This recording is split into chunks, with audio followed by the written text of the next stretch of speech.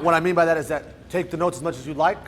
The notes that are in there is, my thoughts and things, but there's things that I'm going to be talking about that are not going to be in the notes. So take notes. The notes that I have for sale will be things that, if you want to talk about it, that was in the lecture before. I want to use this time for you guys, however you want to share it. I have a structure, but I also hate structure. But I know a lot of people do like structure. In that, if you guys want to talk about one thing or 10 things, or however many people are here, we can talk about. Anyone has a single thing you want to talk about, I'm happy to talk to you guys about anything. So with that being said, it's not going to be structured if everyone has a different question or a different thought or wants to go over different things. But please take notes. And if I know that this is being recorded as a download, so that'll also be nice, because at the end of the day, if you decide I don't want to write, you can still get that download, and everything I said will be recorded. Josh, it just hit me. I'm like, God darn it, doggone it, phooey, sugar honey iced tea. Shit. Okay. So for those, I'm assuming everyone that's here at the workshop has seen me before, or seen me this weekend, or knows me to some degree. Is there anyone here that does not know my work or know of me at all to any degree? It's okay if you don't. It won't hurt my feelings. Other than the past couple of days, we did talk. We met the past couple of days, and we talked a little bit about my stuff. And maybe you saw my lecture. Maybe you saw me hanging out. And as you can see, I'm very different than some other performers. And that's it's not a good thing, not a bad thing. It's just, it is what it is. What I want to talk to you guys about during this workshop, it's 3 hours, which means I don't have to speed through things. I don't have to do a quick little, this is how it's done. And if you need me to go super duper slow in February, I'll go slow. If you want me to go fast and you feel like, all right, this is getting boring, I'll move on. If you want to talk about other aspects of the magic world in that, performance or marketing, how I get gigs, how I manage to make a living looking the way I do, talking the way I talk, being who I am, especially nowadays, it's a different world 20 years ago, 30 years ago. I wanted to say this at the lecture, the 1 hour lecture for everybody. I didn't want to be here.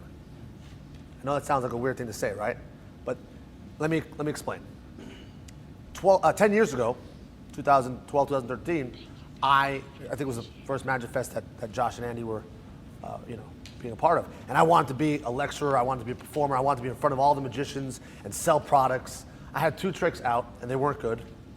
My performance style was mediocre at best. I was doing a lot of watch, David Blaine, watch. Okay, you see? Watch. I did one mentalism trick. It was John Cornelius' thought transmitter. And my presentation was, you wrote something down? Okay, it's Apple. Yeah. And one time I did a gig and the lighting was a little dim, and if you know how the Cornelius thought transmitter works, it's literally a light, and I was like, and I went, and the lady went, what's going on there? And I went, don't worry about it, lady. It was that. 10 years ago, I wanted to do something that I wasn't ready to do. 10 years later, this is a big part of my life, but it's something that I felt like I wasn't nervous, scared, I wasn't uncomfortable. I was like, yeah, let's talk to some magicians and let's have some fun. And it's just crazy how what I really wanted to do, I wasn't ready for it. And now that I feel like maybe I'm ready for it and I have a lot to share, it's just crazy to feel that you're in a room and you should be there and you don't even feel like you should be there. Sometimes I know it's a weird kind of concept, but I'm happy to share my thoughts with you. And I'm glad that 10 years ago I didn't go, hey Josh, can I be part of Magic Fest? And he'd been like, no man, no one, you're not good. It takes time to become who you are. And 10 years ago, 40 throat tattoos ago, I was also a very different person. I was not the confident, attractive. That I saw in grab. Right, not the guy that you saw in my first trick, grab. He was talking about a trick. It was a dribble effect. Funny enough, was inspired by Joshua J. It was a trick in Talk About Tricks, in which it was a version of dribbling the cards, pulling the card out. And I was like, I want to do that, and I came up with my own method. And it was okay, but it's something I don't even do anymore. So thanks for reminding me how crappy my stuff was. But no. But what I'm trying to say to you is that if anyone here is like feeling despondent about where they are in the magic world or where they are in their career. If you just love this stuff as much as I do or anyone else in this room, I think does, you're spending time and money and effort for this thing, you'll be where you have to be, where you want to be if you just keep pushing. You know, there's good days, there's bad days. Funny enough, the bad days you remember, the good days blow right by you. You know, I had a great weekend, and then I go to work. I drive home tonight, 8-hour drive to New York. I sleep for maybe 2 hours. I go to Boston for a gig. I come back, and then I do Speakeasy Magic. So like I have no days off, and I'm literally gonna be in the car going, man, when David Williamson was like, that was good, man. That's gonna keep me alive and awake, you know. Another little story before we get into more of the stuff.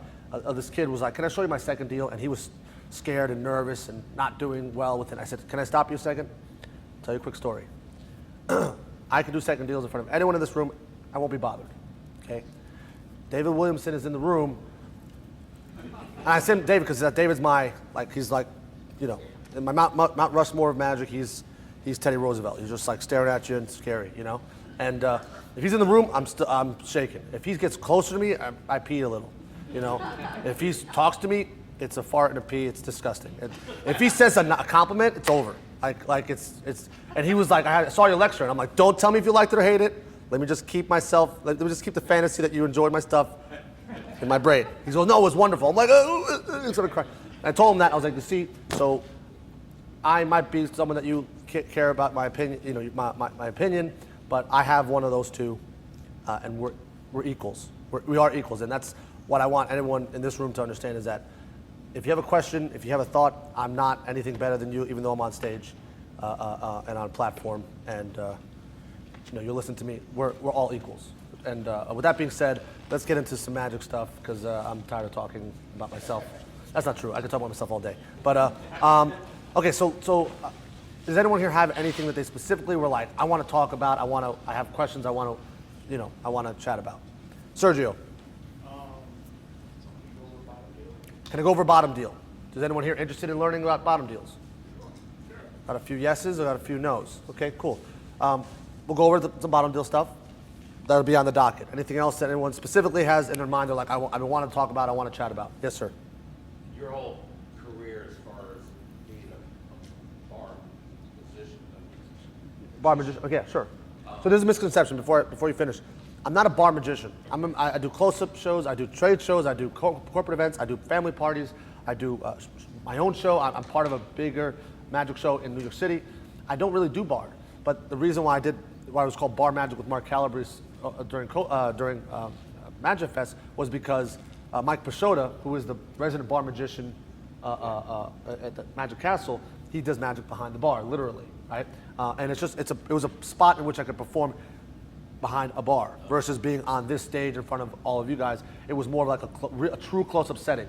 You know, it's hard to do close-up here, even though there's cameras. It's not truly a close-up show, right?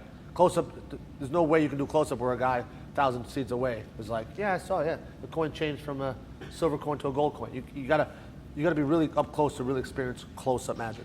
So I'm not a really bar magician, but I'm sorry, I just wanted to clarify that. Sean. So Sean, the fundamentals, in my opinion, I look at magic and sleight of hand. They're tools. They're tools. If you replace card tricks and techniques with paintbrushes and canvas, you use a specific paintbrush. If you guys play golf, you don't use a wedge for a drive. You know, if you want to hit the ball, I don't play golf, but I'm just saying words I heard, right? But you don't use a putter to hit the ball really far. And you don't hit a driver to get the ball in. You know, right? You use the correct tool. And unfortunately, magic, there is a very low bar of entry, right? To be a professional piano player, you have to play piano well, right? You're not a good piano player. You won't be a professional in my book if you can't do at least the fundamentals or play music. To be a professional basketball player, there's a standard. Even the worst basketball player in the NBA, on the worst team in the NBA, will still kick all of our asses, right? It's just what it is. So there's a minimum standard and then there's the maximum standard, LeBron James, whoever, I don't know. You understand what I'm saying? Magic doesn't have that, unfortunately. Magic, you can have 2 card tricks, a business card, wear some sequins, and master magician, right? You can look like me, be a professional magician. You can look like Nick DeFat, to be a professional magician. There's so many different relative standards for magic, but what I think is, the one thing I know is that the people that I consider to be the high upper echelon or the best in the world, in my opinion, all have a general love, respect, and understanding for all the techniques. They don't go, I don't do that because it's too hard. They do it because they have to, whether it be hard or easy. If a double lift is required, we do that. If a second deal is required, you do that. And if you can't or won't, if you can't do it, you learn it. If you won't do it, then I guess that's not a trick for you. You know, like I look at it like basketball. It would be weird for a guy to be like, well, I can't dunk, so I just bring a ladder onto the court every time I want to slam the ball. That's a lot of how magic is done. Oh, I don't want to do this move, so I come up with another move. And because there's no rule set to what we are allowed to do, what we're not allowed to do procedure-wise, we justify. Oh yeah, this works. I get away with it. And whenever I hear that, I get insane because we're convincing ourselves. If you get away with it, like I don't want to get away with anything. I want to be so under the radar that you don't even know something's happening. Versus, whew, that was a close one. Man, because that means that it's just a matter of time before you do get caught, and then you go, oh, well, I guess I got caught once. That's like getting bit by a cobra once. It's like, it's not enough. To me, I wouldn't gamble with that. So fundamentals, there's a lot of things that you should go over, but it's a good question. I don't know if I answered it fully, but I'll do the best I can to talk more about it as we go along. Double lift. Oh, yes, I'm sorry. Before I get double lift, yes, sir. Can you tell us about the work you put in the deck? The work that I put in the deck, negative stripping. Yeah, we'll talk about that too, sure. So let's talk about the double lift because I think that requires little to no actual work in the deck, and I think we all have a general understanding of a double lift. Yeah? Yes, sir. How about your practice routines and ways to keep it practice? Practice routines and ways to keep track. Okay, perfect. So we got bottom deal. We got how I became a magician. We got fundamentals. We got double lift. We got my practice regimen. We got you told me yet, but we'll get to that in a second. Did I miss anything? Impromptu. What someone does if someone goes, dance monkey dance. Okay, so what? Dance monkey dance. Wonderful. Okay, and yes, sir. Do something about your business and how you run your business. Something about business, how I run my business is none of your business. All right, do me a favor. We don't talk about business. All right? No. Yeah, we'll talk about my business. Perfect. Yes, sir. I'm interested on the story around the magic you do. Sure. And how much time you invest Sure. in that. So we'll talk about a little bit about character and how I choose the magic, which is kind of goes into towards why I choose the magic, my practice regimen. We'll do that too. Let's talk about a little bit. Let's do a little move monkey kind of stuff and talk about the double lift. Your name, sir, the gentleman that asked me about the double lift. These lights, I can barely see some of you guys. So if I'm squinting, it's because I can't see you, but I want to see you. You know what I mean? What's your name, sir? Karsten. Karsten. Okay. Karsten, do you do a double lift already? Yes. All right. And what's the double lift that you currently are using?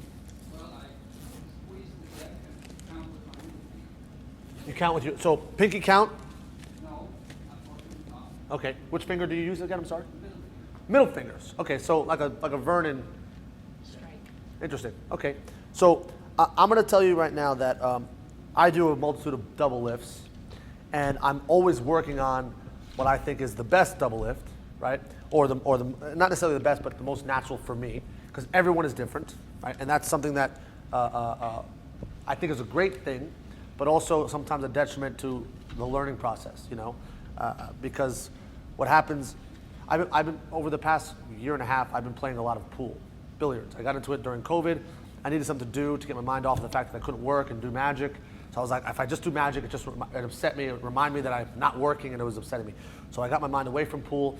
And now, literally, if I'm not doing magic, I'm playing pool. If I'm not playing pool, I'm doing magic. So it's like this thing that I can never just do stuff for fun. Magic started off as a hobby, and then it's look where I am now. You know what I mean? Pool is a thing where I was like, oh, this would be fun, and now I'm like, I want to get into a tournament, and how do I become a professional? I'm going to quit magic, and then I won't be at Magic Fest 2026. I'll be at a pool fest. I'm literally, that's how my brain processes. I can't do anything half-assed, and I wish I could, because I'd have more fun. Hobby is supposed to, pass the time, not occupy it and consume you. You know what I mean?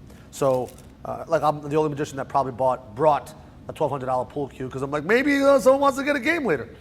No, Mark, I don't do card tricks. So.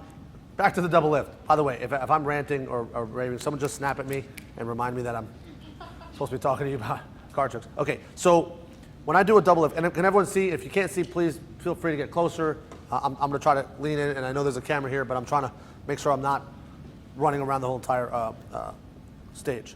So when I'm working in the trenches, and I mean by trenches, I mean like I'm doing bar mitzvahs, bat mitzvahs, trade shows, corporate, stuff like that, where I'm doing small sets strolling. I'm doing 10, 15-minute sets. I'm doing the heavy hitter tricks. I use a double lift with a pinky count, okay? It's because it's surefire. I can feel it. I don't have to even think. I go, that's 2 cards. That's 3 cards. That's 6 cards, whatever it is, whatever I need. I only ever need 2 cards. But I know I have 2 cards. There's no fear of me getting it wrong. I can do it. I can look at you. I can stare at you. I can make a joke. Ha ha ha, make a joke about something. I got my double lift, okay? I don't have to think about it. That's the double lift that I've been doing for a long time. Pinky count. I believe David Williamson has a pinky count DVD or download, I believe. I could be wrong, but I know he's monster when it comes to the pinky count. And I believe there's also Doug Kahn has some work on the pinky count. But you find the pinky count out there in the literature, and not much has changed in the past 100 years and so when it comes to the pinky count. I prefer the pinky count because it's very small movement. You can hide it and cover it by just talking. If you want to cover it with your body, you could. You know, I just did it there. I can do it multiple times, and there's not much movement going on with your hand. Yes, sir. Oh, I think you're raised. Okay, I'm sorry. No, in periphery, I just see this. I just want to make sure. No, okay. So that's the double lift that I like to use, and that's to get ready. So I'm getting 2 cards, and now I get my pinky break, a little flesh break with my pinky, and all I'm doing now is I'm doing a double turnover, and all that's happening there, of course. And of course, please take out your decks of cards if you want to play with this. Please do. I'm just with my first finger loading into the break. The thumb, my left thumb is going to just keep some pressure, and I'm just going to hold the long side and the short side with my thumb, turn it over, and you're done. And now I do a pinky break again, or actually when I'm doing it and I know that I need to turn it over, I keep the pinky break. If I want to leave it there, I can, and I can get the pinky count again. But I tend to, it's just kind of reactionary for me to just kind of go right into it and turn it over, okay, and leave it there to reuse it again. Most of the time I'm doing ambitious card or something to that effect, where I'm sort of going to the deck and I'm going to make it appear again or something. I also try to minimize how often I use the double lift. I don't want to do every time I display a card it be a double. I try to change up, and this is something that Benjamin Earl likes to talk about, is changing up the looks of how you handle cards, because then it's almost like if you're thinking of using a casino procedure like the eye in the sky.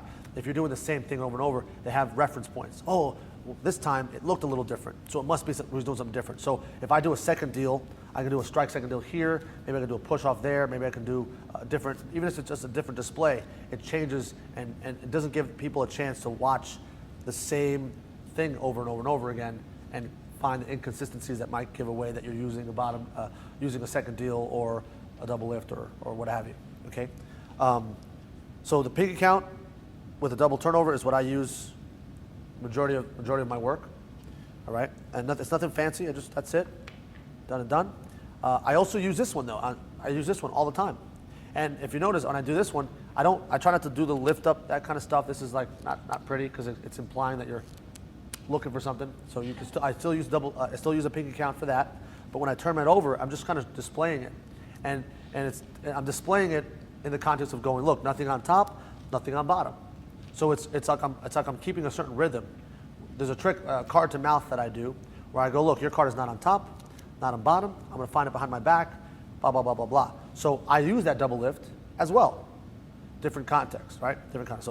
So I don't like to do this every time, but as you can see, I can do this. I can do this.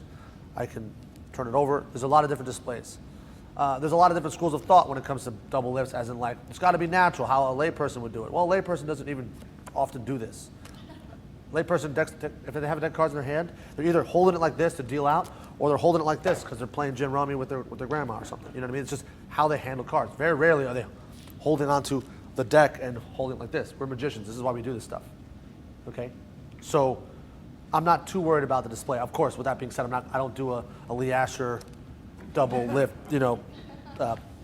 springboard, whatever the hell. I try to do things that seem normal and natural, so that later on when it changes, it seems like it happened in an impossible manner. Okay, I'm constantly trying to get better at my double and do this one.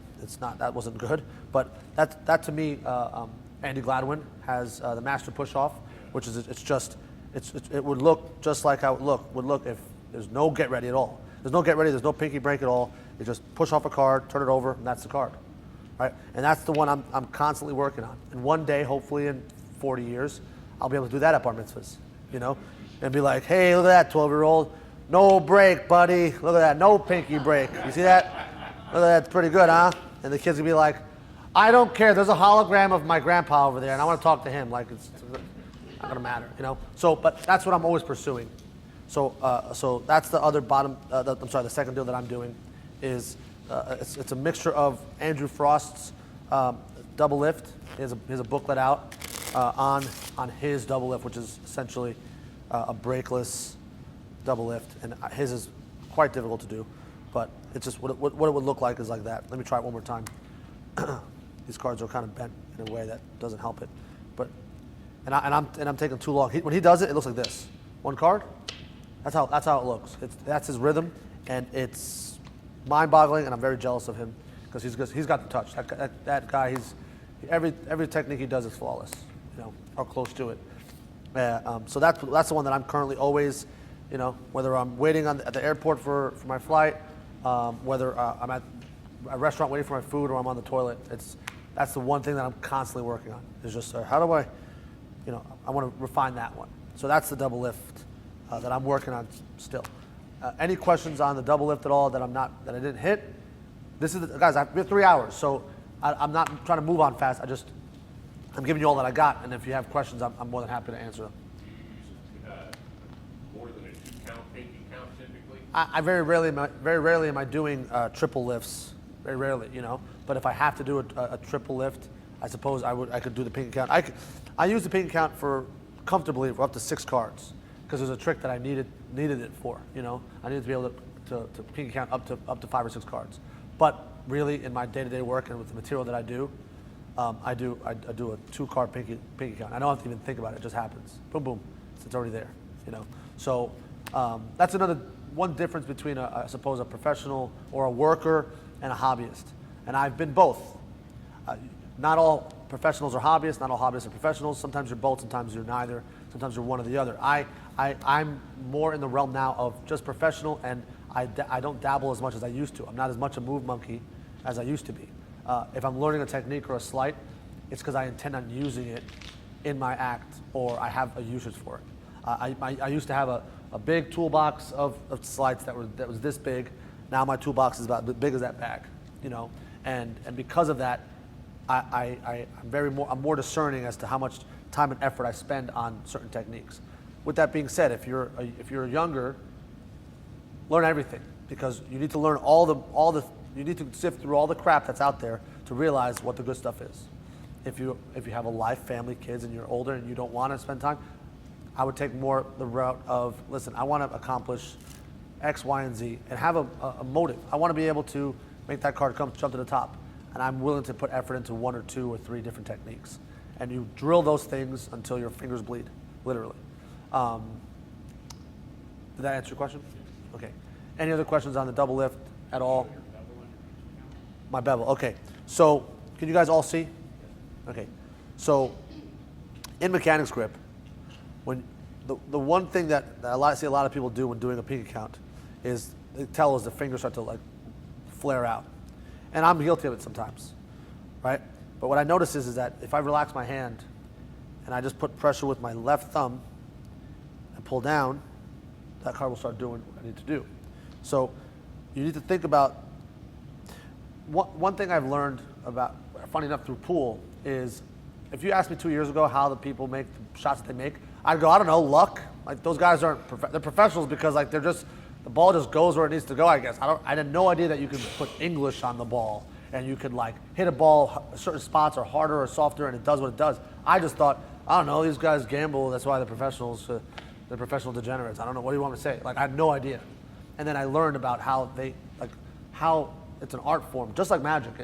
There's a lot of like parallels when it comes to magic and billiards, in that like they have a true understanding about what the ball does when the cue hits it and how it hits it to certain degrees. You have to have that same understanding when it comes to your props, whether it be a deck of cards, whether it be coins, cups and balls, whatever it is. You have to understand what happens if I put my finger on the top left or a little lower, a little higher. If the deck is a little higher in my hand, a little lower, a little deeper. If I'm holding it tighter, if I'm holding it softer, how the cards are going to react, you know? And in the case of a pinky count, if I'm holding the deck super tight, there's going to be it's going to be harder to do the pinky count, because the cards, there's a certain pressure and you can't control how many cards you're dropping. But if I have a soft touch, light touch, I can control, you know, I can control every card I want to, because it's lighter. And this is hard to relate unless you're holding the cards in your hand. Jason England has a DVD, a download on the pinky count as well, and he talks a little bit about, it's just everyone's hand is different. But the bevel that I'm using is I just try to keep my hands natural. And I work within that area of, I want my hand to look this way, so I have to figure it out using my hands, using it this. I know some guys that will lift their hands a little higher to do it and then drop it, and it's, to me, it's too many steps. If you think of your techniques like a rifle, I don't know if anyone's ever been in the military and dismantled a gun and put a gun back together, there's a lot of moving parts, but it's very basic. It's a trigger, it's a hammer, it's a bullet, you know, that's it. You know, if there's more moving parts, that's when it becomes not as good a machine. And same thing for sleights and techniques. If your fingers are moving around too much, it becomes a little less organized and a little less streamlined, and therefore more difficult and more tells. So that's the kind of bevel that I'm using. But really, just my thumb, my pinky, I'm just lightly gripping it like that. And if I want to cover things that are inevitable to be covered, I just kind of, I can turn. I can bring my if you guys notice, my hand comes down. I can do the move with my hand lower. So no break, and I can just, sir, what's your name? That's great, cool. Where are you from? That's great. And I already have my double lift, and it's ready to go. Any other questions on that? Anything else? Because I'm going to move on from the double lift. Did I answer everything I could double lift wise? So, Yes, sir. Do you have to break the deck in for any period of time? So I have to break the deck in for any period of time to do this. So my friend Will Fern, he's a incredible close-up magician. He's hilarious, and I think he's won a few awards in regards to close-up magic. He breaks in a deck, brand new deck of cards. Most decks nowadays have very little break-in time needed. If you're going to buy a Costco pack of 12 and the cards are all mass cut, a good little trick to do is just, if you can do pressure fans, just, stretch out that paper, and then also a little dirty, disgusting, but I blow into it, kind of get the fibers moist and moving around, and then also my leg, I try to just it's like burnishing it, but I'm getting the cards broken in, shuffled as much as we need to. But a lot of cards nowadays, especially like the newer, not more expensive cards, have a thinner crushed stock. They're pretty much broken in for you. But I don't do much.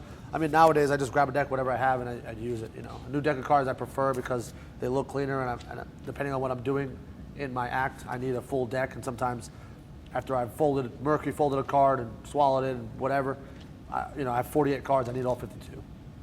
So, yeah. Any other questions? We're going to move on.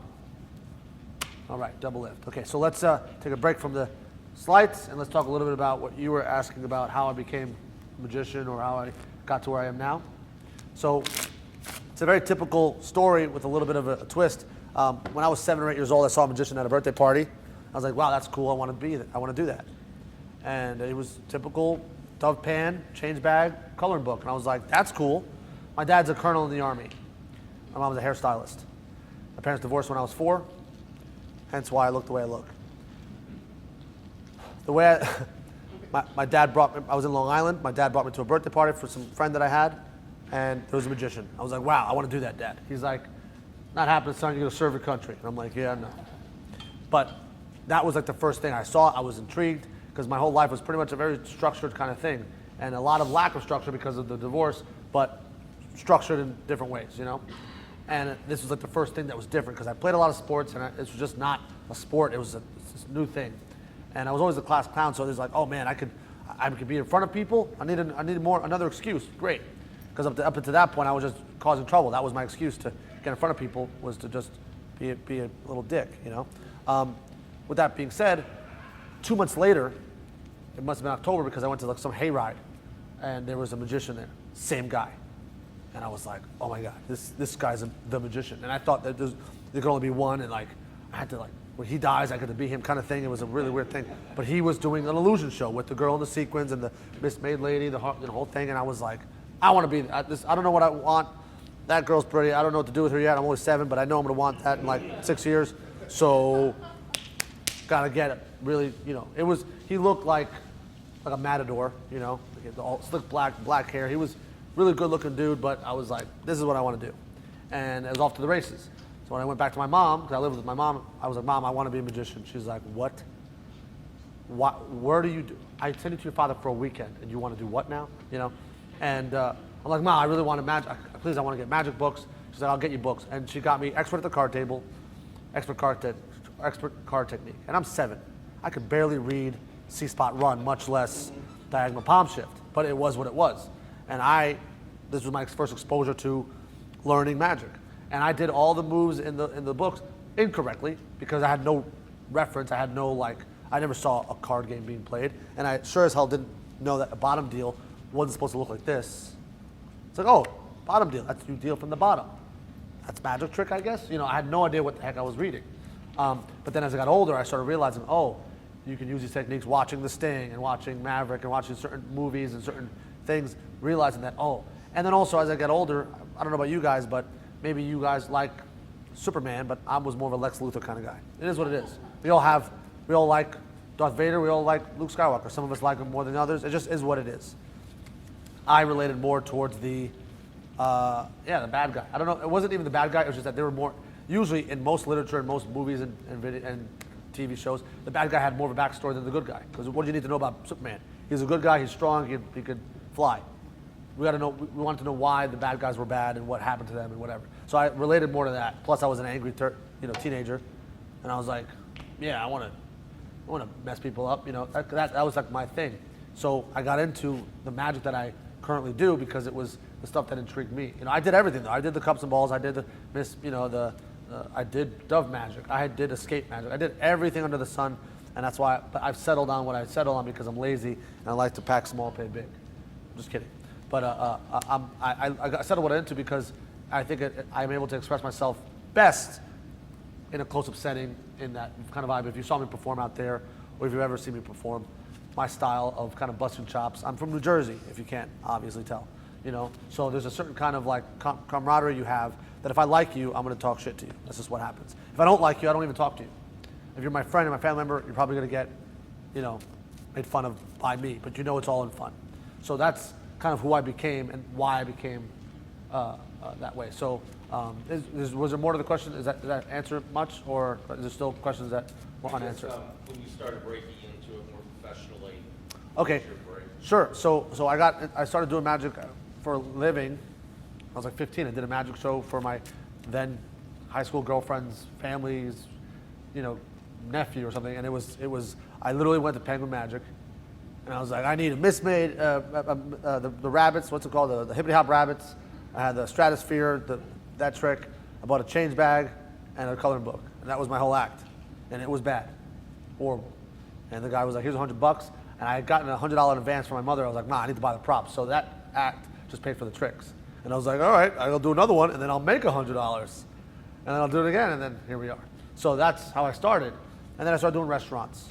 And there's a magician by the name of David Casero. He's an incredible magician from New Jersey. He's lectured here at Magic Fest. He saw me at a gig. I did some gig for some private event. He was one of the other magicians, and he's like, hey man, you got some chops. I'd love to hang out if you want a session. I had never sessioned with a magician in my life at that point. So it was a thing where I was like, session, what does this thing? And it was just us jamming on talking about tricks and working on ideas. And he didn't even ask me if I wanted his opinion. He was like, hey, what if we try this? And I was like, yeah, what if I try that? that would be cool. You know, I was never, I didn't have an ego at that point because I was the only person that I knew doing this stuff. So I had no other reference point. And because he's older, and I had a habit of collecting dads, because again, my dad wasn't around as much. So I was like, yeah, you're an older guy, you'll buy me lunch, and he's also card tricks. This guy's cool. So, you know, he replaced the magician that I saw at the birthday party. You know, so every generation I had, every like milestone of my life, young kid, young teenager, adult, I had kind of like different mentors in its own way that they kind of landed at my feet. Well, I didn't seek them out; it just happened, you know. So that's what got me into more of a corporate kind of aspect of things. And then I was doing corporate shows. I was doing trade shows a lot. I was making a lot of money at 21 years old, 22 years old. I was making $100,000, right? Because in New York City, you meet one person and they're like, "Oh, we had this kid. He was this, that, and the other. Did this, and he's good and he's entertaining. He's young. Hire him." But I was hating it because, as you can see, I'm really holding back on like my mouth right now. It's very hard for me to do it, but I can do it, right? But I'd rather not. And when I perform now is I perform in venues and places in which I don't have to worry about it. You know, I'm not saying that like I don't want to offend anybody ever, but like it's different if I was in Iowa versus in Manhattan. Things I can say, things I can do, etc. But at that young age, I was doing corporate shows in which you had to be very clean cut, polished, no throat tattoos, right? And you had to, you know, all right, and at IBM, and it was very kind of this, and I'm not speaking poorly because Paul Gertner is an incredible performer. He makes his entire living off of the corporate world and off of trade shows. It wasn't who I am. In the same way, what I am is not who he is. So I remember being like hating magic because I was like, well, I got to do this now. Yeah, I like doing the tricks, but I didn't like who I was performing for.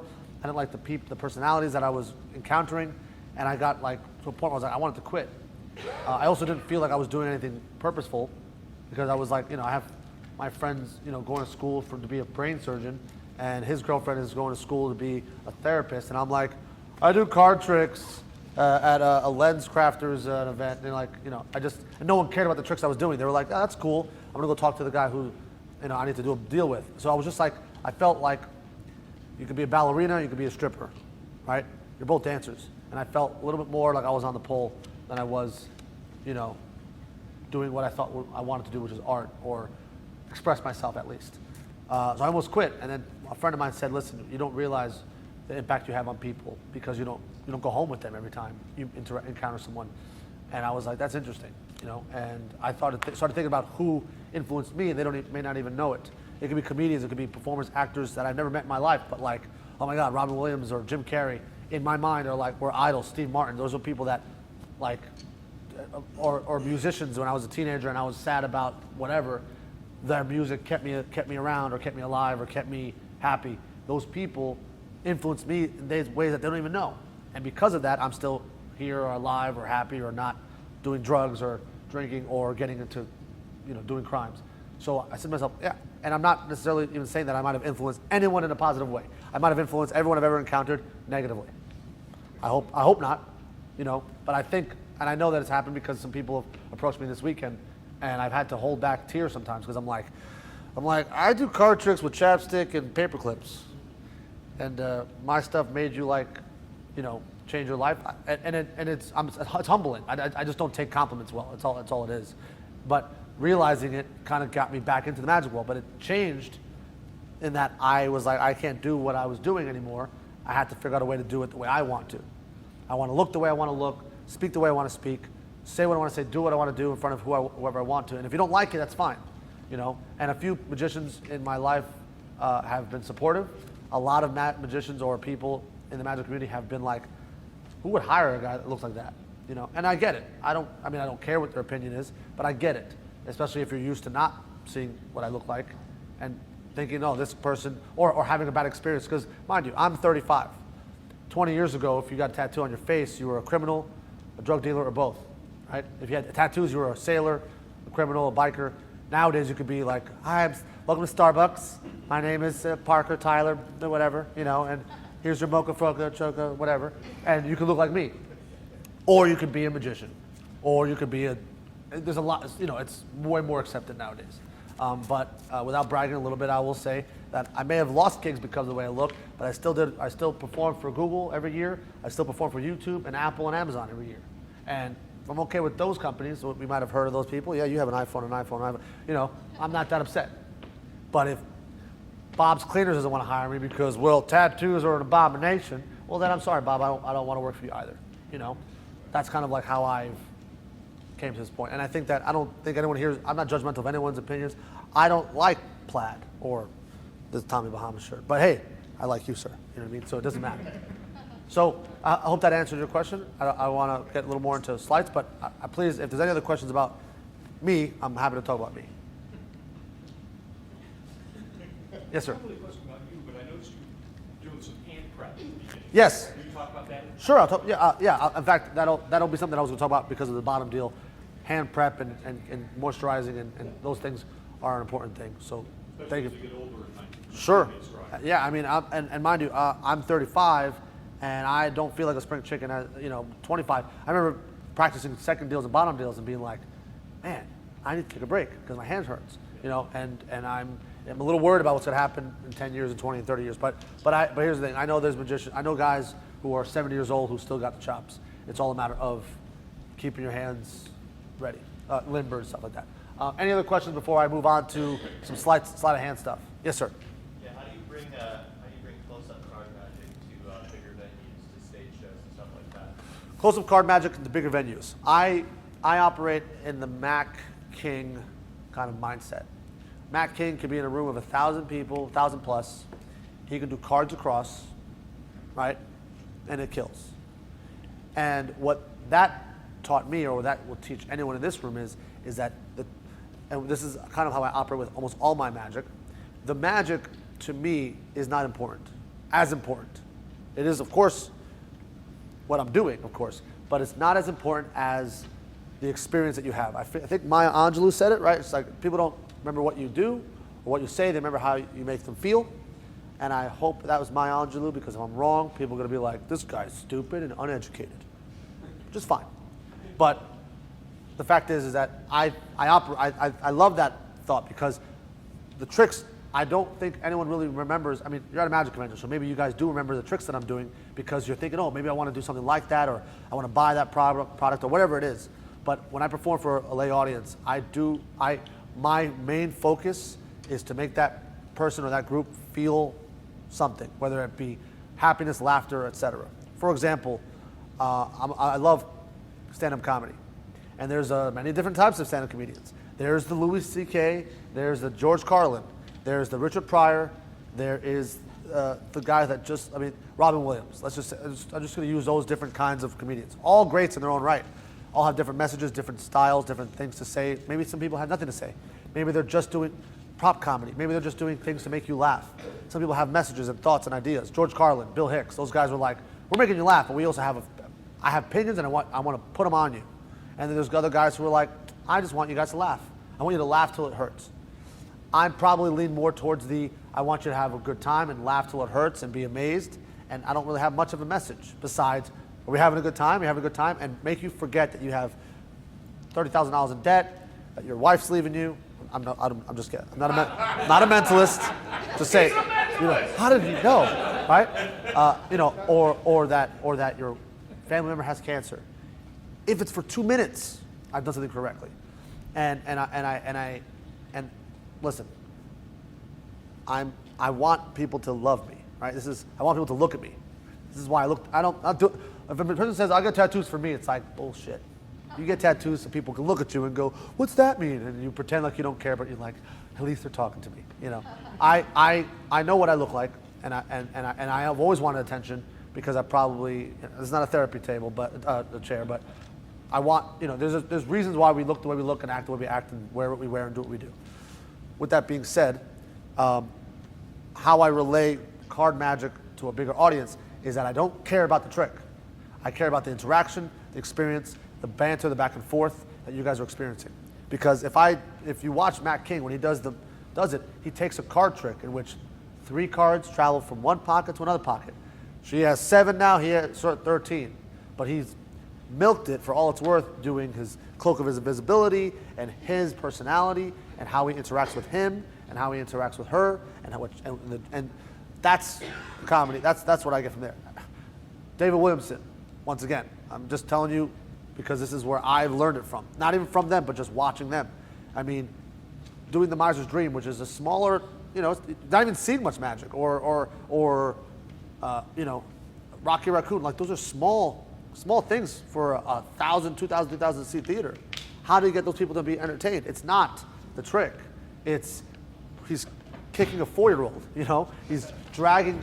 He's this interaction that you can only get through a personality like him, and through the banter, the back and forth, that almost writes itself. I mean, I love using, if there's a kid in an audience, I'm using that child, because I'm going to speak to you the same way I'm going to speak to an 8-year-old, which is funny. Because if I say, hey man, do me a favor, turn off your phone, I'm just talking to an adult, like an adult. But if I say to an 8-year-old, hey, what do you do for a living? It's already like, what? And it's funny to you that I asked the question, but it's even funnier when the kid goes, I don't have any money, you know, or whatever that child's going to say. Because we all were like, what is, you know, it writes itself. And we forget for a second that I'm even doing a card trick. Yeah, look, the 4 of hearts is not the 3 of clubs. Who cares? That's way more entertaining and valuable of what the interaction was. A lot of magic, a lot of magicians do tricks for themselves, you know, and I get it. I love to do certain things, but you got to find that in between of the tricks that you enjoy doing and the tricks that you know people like enjoy watching, and the interactions that people enjoy.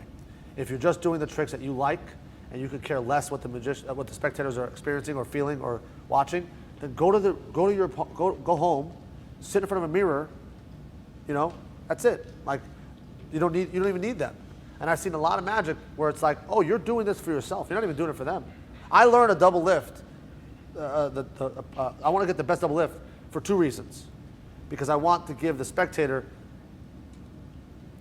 I want them to not have to worry about anything else besides the experience. If they start thinking about, well, what's the techniques, it's almost like a play or a movie. If you have to start thinking about, like, I want you to really experience and be enthralled in the story and the moment. If you start thinking about, well, wait a minute, I see the prosthetics, or I see, you know, things that are taken out of the story, it's already a problem. That's why I'm doing, And secondarily, because when I'm at a magic convention, I want people to go, wow, Mark's got chops. I'm just being honest. Okay, 2 reasons. But the main reason is because I want my spectators to just focus on the experience and not have to think about, well, how do you do that? They shouldn't care, you know? So yeah, that's my long-winded answer as to how I'm able to do a close-up card trick or a coin trick. I do a coin trick, the coin's across, that you can't even see unless you're 2 feet in front of me. But what happens is there's a sound aspect to it, but the person's face, when that person smiles or reacts or freaks out, all 1,000 people go, what the heck did she just feel? What the heck is she experiencing? And that's where everyone's like, what is happening? And so it's that person's face is speaking for everyone. That's what you focus on. And you also not just playing to her, you're talking to everyone. You're here, you're back and forth, you're looking at everyone in the eye. I'm not doing it right now, but I could do it for you guys. I do a lot of memory stuff where, not even like memorizing like where you're from, you know, just your name. You know, and I'm like Matthias and Sergio and Carlston, right? And etc. You know, I can memorize 100 people in a room, but what I'm doing that for is not to go, look what I can do. It's because there's a connection, and at a certain point, people are like, wow, he's actually involved in the moment, you know? I don't know if you guys like yes, sir. You just mentioned something that I wanted to ask you about when you mentioned your lecture, the ability to memorize all those names. Sure. Obviously, you've learned some kind of technique to Sure. do that. Can you talk? Yeah, I can get into the memory stuff if you'd like. Sure. One other thing I will say though is, and we're all guilty of this, and especially as a worker, I know that I've been guilty of it, and I force myself every time to not do this, but to be present. Like right now, I can't be thinking of anything else but besides what I'm talking to you guys about and what else I'm going to do next for you guys.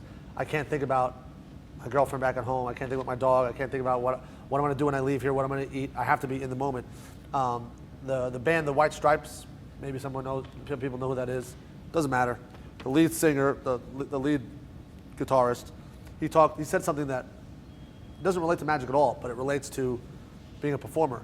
He talks about how he does, like, you ever see a band and they have a guitar player has his microphone stand and he has guitar picks all on the, yeah, because if he drops it, he can just go that.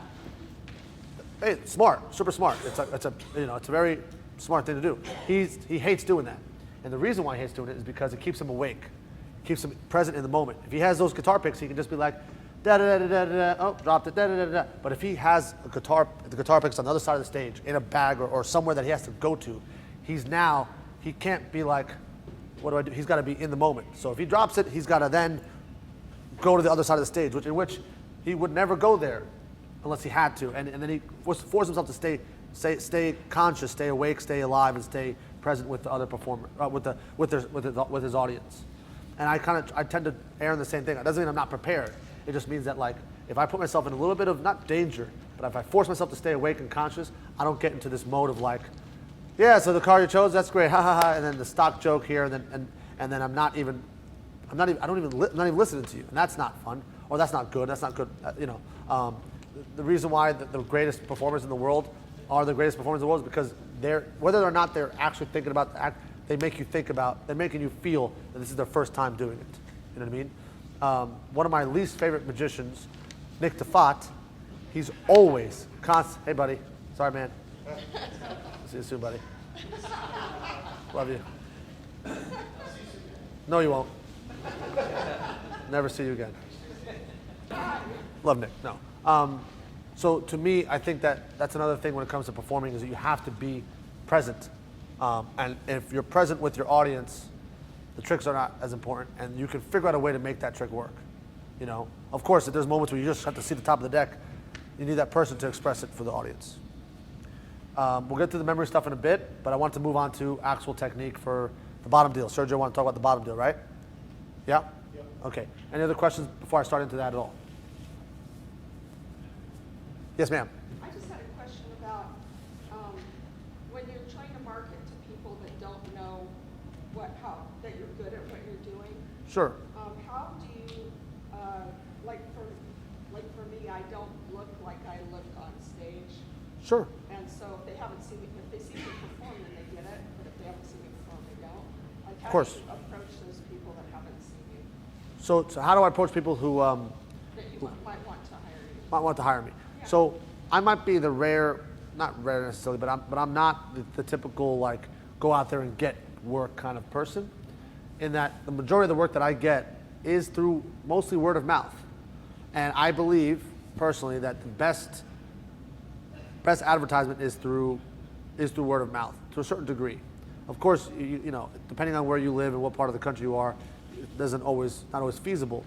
But for me, what ends up happening is that if you have a close friend that you trust, and you go, I need a magician, or I need someone who's going to entertain at my party, and your close friend that you trust goes, oh man, I was at the show, I saw Mark Calabrese, he's funny, he's amazing, he's good looking, he's got great hair, he's talented, man, he's good looking, man, is he talented, man, is he good looking. You got to hire him. I don't think you would even go, well, but you would just go, all right, give me his number. That's just how that happens. And a lot of my work, most of my work, happens that way. They've either seen me perform, or they know someone that saw me perform, and they want my information. Doesn't mean they're going to hire me. Doesn't mean they can afford me. It just means that I've kind of already gotten vouched for. You know, if anyone's ever gotten a job via getting vouched for by a friend, it's the same thing. It's like, oh man, this is a stand-up guy, this is a stand-up woman. She's great. He's great. You need this person in your life for whatever the gig is. That's how I get a lot of my work. With that being said, a lot of times there are times where someone will be like, hey, we got your name from X, Y, and Z. We'd love to see what you do. And that's usually corporate companies and other big companies don't know what I look like, don't know what I sound like, don't know my act, don't know me much at all. They just have a name and they want to see what I do. And at that point, I have videos, I have a demo reel, I have a website. I try to build that up as much as possible. And the way that I got those things are, there's a certain point in your career in which you stop taking gigs for the exposure. I'm not big on taking gigs for exposure, but sometimes you do. And when you're starting off, you sometimes need to. And I think Penn and Teller both talk about this, but Penn Jillette specifically says, do every gig that's ever given to you, especially when you're starting out.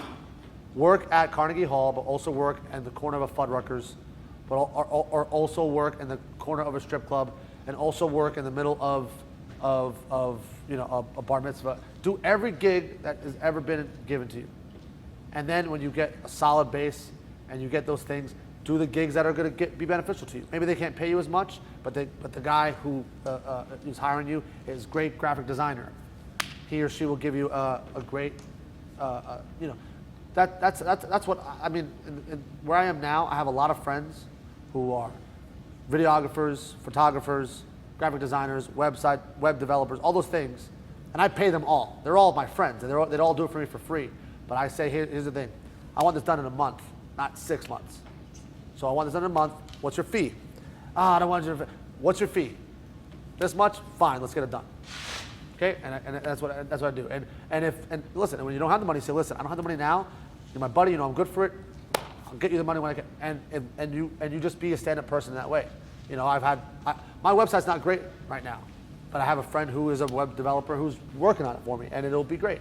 But I realize that in today's day and age, once again, I've skated by because most of my work is coming from word of mouth. Oh man, we heard this about you, we saw you, our friend saw you, whatever, and that's how I get a lot of the work. But when it comes to the way I look, and to relate to what you were saying about not knowing what you look like or not getting it until you're on stage, I will flat out say it to someone over the phone if I'm having a conversation with them in regards to, you know, you want to hire me? Okay, well here's a question for you. You want to hire me for your bar mitzvah, your son's bar mitzvah. Okay. I don't know if you know what I look like. Do you know what I look like? No, nope, I haven't seen it. Okay, well, I'm just going to be very frank with you. I'm heavily tattooed. I'm heavily tattooed. I have a throat tattoo, neck tattoo, and I have face tattoos. But I will say, in the words of Dolly Parton, it costs a lot of money to look this cheap. All right, and these tattoos are not cheap, but hey, they're not for everyone. And I didn't get them in prison. I got them in a studio from a very good artist, and that person, you know, is also a trained artist and does beautiful work. And I like the way I look, and it is what it is. I don't say all this. I'm just saying this to you now, but I'm saying I'm very heavily tattooed, and I don't know if that's going to be a deterrent for hiring me. And if they say, I don't, but then I just want to let you know that. And if I understand if it's a problem, I'll get more than happy to refer you to someone who is of my ability and a little more clean cut. And I've had to do it a few times, not a lot, but I've done it. And then there's times where people are like, I don't care. I have tattoo. You know, but I also live in New Jersey, you know, New York tri-state area. It doesn't bother them. You know, if I was in Idaho or Wisconsin, I don't know. You know, but hey, I don't, so I'm not worried about it as much. I also know that when I walk into this room, not you guys specifically, but when I walk into Magi Fest in Ohio, a lot of people from all over the world, all over the country, are seeing me, and I might start from a certain level of, oh, this guy, who's this? What's this going to be about? You know, and then when you see me interact with human beings, you realize, oh, this is just an aesthetic. I'm not. I mean, I might be a little rough and tumble, and I might have a mouth and certain things, but I am a gentle person. I care about others, and I don't want people to be upset or uncomfortable around me. Especially like 2023, like especially around women, I want them to feel as comfortable as they would be if they were around their mothers. You know. And that's just that requires really understanding yourself and understanding what people. I know what I look like. I forget that I have a face tattoo. So when I walk into like a McDonald's, I'm like, hello. They're like, here's the money, and I'm like, I just want a burger, man. You know, like I forget. But in New York City, in certain parts of Brooklyn, they don't even bat an eyelid. They're like, yeah, what do you want? And I'm like, I don't know. I'm sorry. I'll leave. You know. So I think that if you're just upfront honest and say, listen, this is what I look like when I'm performing, blah, blah, blah, and the people that get it will hire you. The people that don't get it won't hire you. And I think that what ends up happening in that regard is you can do whatever you can do. Unfortunately, some people are not going to care. You know, it happened to me one time that I can remember. I was on a dating app, and this girl was like, is that a face tattoo? And I'm like, yeah, it's in every single picture, lady, you know. I didn't say that. I was like, yes. She goes, oh, this isn't going to work out. I'm like, well, then why did you swipe right? I didn't understand it. She goes, oh, I just didn't see it until I looked at the picture more. And I was like, okay. And I wasn't upset. I was just like, hey, I get it. I'm sorry, you know. Her loss. But it wasn't that she didn't like it. Maybe that her family wouldn't be accepting of it. Who knows? Or maybe she isn't her style. That's fine as well. It is what it is. And I might have lost gigs because of how I look. But I'll never know because I'm busy anyway, you know. So I would just say put it out there and then get your your package good, get it really tight and have the best version of yourself out there, so that even if you are dressed down when you give that brochure or whatever, it's not going to matter because they're going to go, oh, this is what I'm getting. This is what I want. Good question. Did I answer? Okay. I want to make sure, because I ramble and I forget what even the question is sometimes, and I'm just like, and then my dad, and then I got yelled at. I want to make sure I answer. Any other questions before we get into the bottom deal? Sorry, Sergio. People want to know about me, buddy. All right, I'm an important human being. Okay, where's my tag? I'm a performer. It says it on my thing. All right, listen, man. It is what it is. Okay, we'll do the bottom deal now. Sound good? Don't give me the look. Bottom deal time? Bottom deal time. Okay. All right. So, and to answer your question, sir, in regards to fingertip care, moisturizing, stuff like that, I use two specific things. But everyone's hands are different, and I know, like you said, especially with age, something that I can't relate to currently yet, but I know that as I get older, it is happening to me, so I can relate to a certain degree. Your skin changes, and also along with the seasons, things change, right? So, and right now, in the middle of almost the end of January, my hands are very dry. So I'm constantly, even though I moisturized and I showered, this hand looks like it's just like it hasn't seen a shower in days. This hand is a little more moist, right? But I put Golden Touch, Chamberlain Golden Touch. I use that a lot. That was something that Ty Vernon and Marlowe used back in the day. I also use Sort Quick, which is something more that what bank tellers and people who handle papers a lot will use. Sort Quick. If you guys later on after everything's done, you can look at all the stuff. You can try it. I don't care. But this is Chamberlain dry skin lotion, and I spray it on there, rub my hands, and I try to get it to be a certain consistency, and I use it. I'll be honest. I probably regret having such a crutch when it comes to this kind of stuff. I know guys who just are able to take a deck of cards out of their case, out of their box, and just go into stuff. It's rare, but I know there's also people who have really bad skin, like Homer Leewag, who's an amazing magician. He's got he calls his skin alligator skin because it's literally so dry, and he's in Vegas, so it makes sense. So he's constantly in hot weather. But to me, you always want to keep your hands at a certain consistency that's not super moist, where things are warping the cards, but also not so dry that it's like glass. But at this point, it's a certain consistency in which I can palm cards, I can handle cards freely. It's not like the cards are going to be lifting up on my hand. They don't want to be too tacky. But I always have this stuff on me. It's always in my bag. And before I start, I always tend to use that. Aveeno is also a good thing. If you go to Target, they also have something called Working Hands, which is also, I've had good experiences with that. I haven't played with every single thing because when I find something, I tend to just stick with that. Chamberlain Golden Touch is a little harder to find, but I know on Amazon they sell these big bottles like this big. And I had a small bottle that I'm constantly just refilling this one. But you can just buy a spray bottle on Amazon, buy the Golden Touch, fill it up, throw it in your bag, and you're ready to go. Okay. Also, there's just a ton of other techniques, but that's what I use currently. Did I answer your question in regards to lotion? Yes. Right. It's Chamberlain Golden Touch and Sort Quick with a K, Kwik. They spell it weird because of marketing. Okay, let's talk about the bottom deal now. Anyone here do a bottom deal? One person, okay. Anyone here want to learn how to do a bottom deal? All right, more people. Anyone here doesn't care about the bottom deal? Leave. No, okay. So the bottom deal, I will say this, that there's two reasons why you would learn a bottom deal. One, to do it for magic, and one, because you think you want to cheat at poker or blackjack, and that's stupid, okay?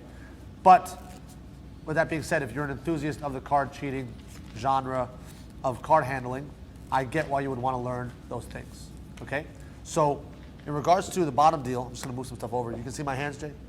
Okay, cool. In regards to the bottom deal, Jason England also talks about this, but I tend to agree. People always ask me, which is the best bottom deal to learn? And I say, learn them all. And that is the process. There's no shortcut. You have to learn them all because everyone's hand is different. My hands are a little thinner than others, a little smaller or lankier, while some other hands might be thicker, meatier, bigger.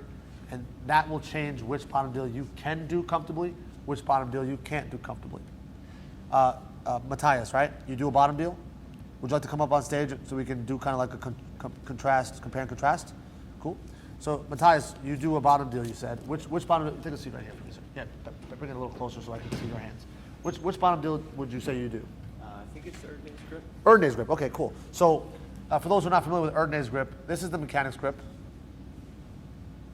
Erdnase grip is that. And for those who are not privy or familiar with what that is, it doesn't seem like much of a difference. But there's specific reasons why you would do this grip over this grip. This grip tends to be easier. There's certain aspects of it that allow the card to be taken out. Now the biggest issue when it comes to bottom deals, two biggest issues, is friction and finger flash. Unlike a second deal, this is a top deal, this is a second deal. The card is coming from pretty much the same plane, right? Same area. We're talking about like the width of a playing card, difference. The bottom deal it's coming from the top or an entire deck's worth. So the depth perception difference is a big tell or a big issue you have to overcome, a big hurdle that you have to overcome when doing a bottom deal. So there's a lot more deception and required to fulfill the illusion of taking the card, right? Make it seem like it's coming from the top. Because right now, if I'm doing a top deal or a second deal, you can't tell much the difference. I'm necktying for a reason, but you can see, you can't tell the difference. And imagine if I do a bottom deal here, you can see the difference, right? And if I do it from here, you can see the difference. It's coming, our eyes are able to see the depth perception difference, okay? So how do we work around that stuff? Now, Matthias, you said you do an Erdnase bottom. Okay. Do you mind if I watch your bottom and then we'll talk about it? Okay. Yeah. No, well, It's okay. it's No. a little too moist right Okay, no worries. Cool. You do a top, 3 tops and a bottom? now. 3 tops and a bottom. Yeah. Cool. All right. So you have great rhythm, and that makes up for any other little small inconsistencies. Now, Matthias doesn't have much of a problem with his bottom deal, because the rhythm, which I preached about and I talked about earlier, is pretty much the most important thing when it comes to false deals.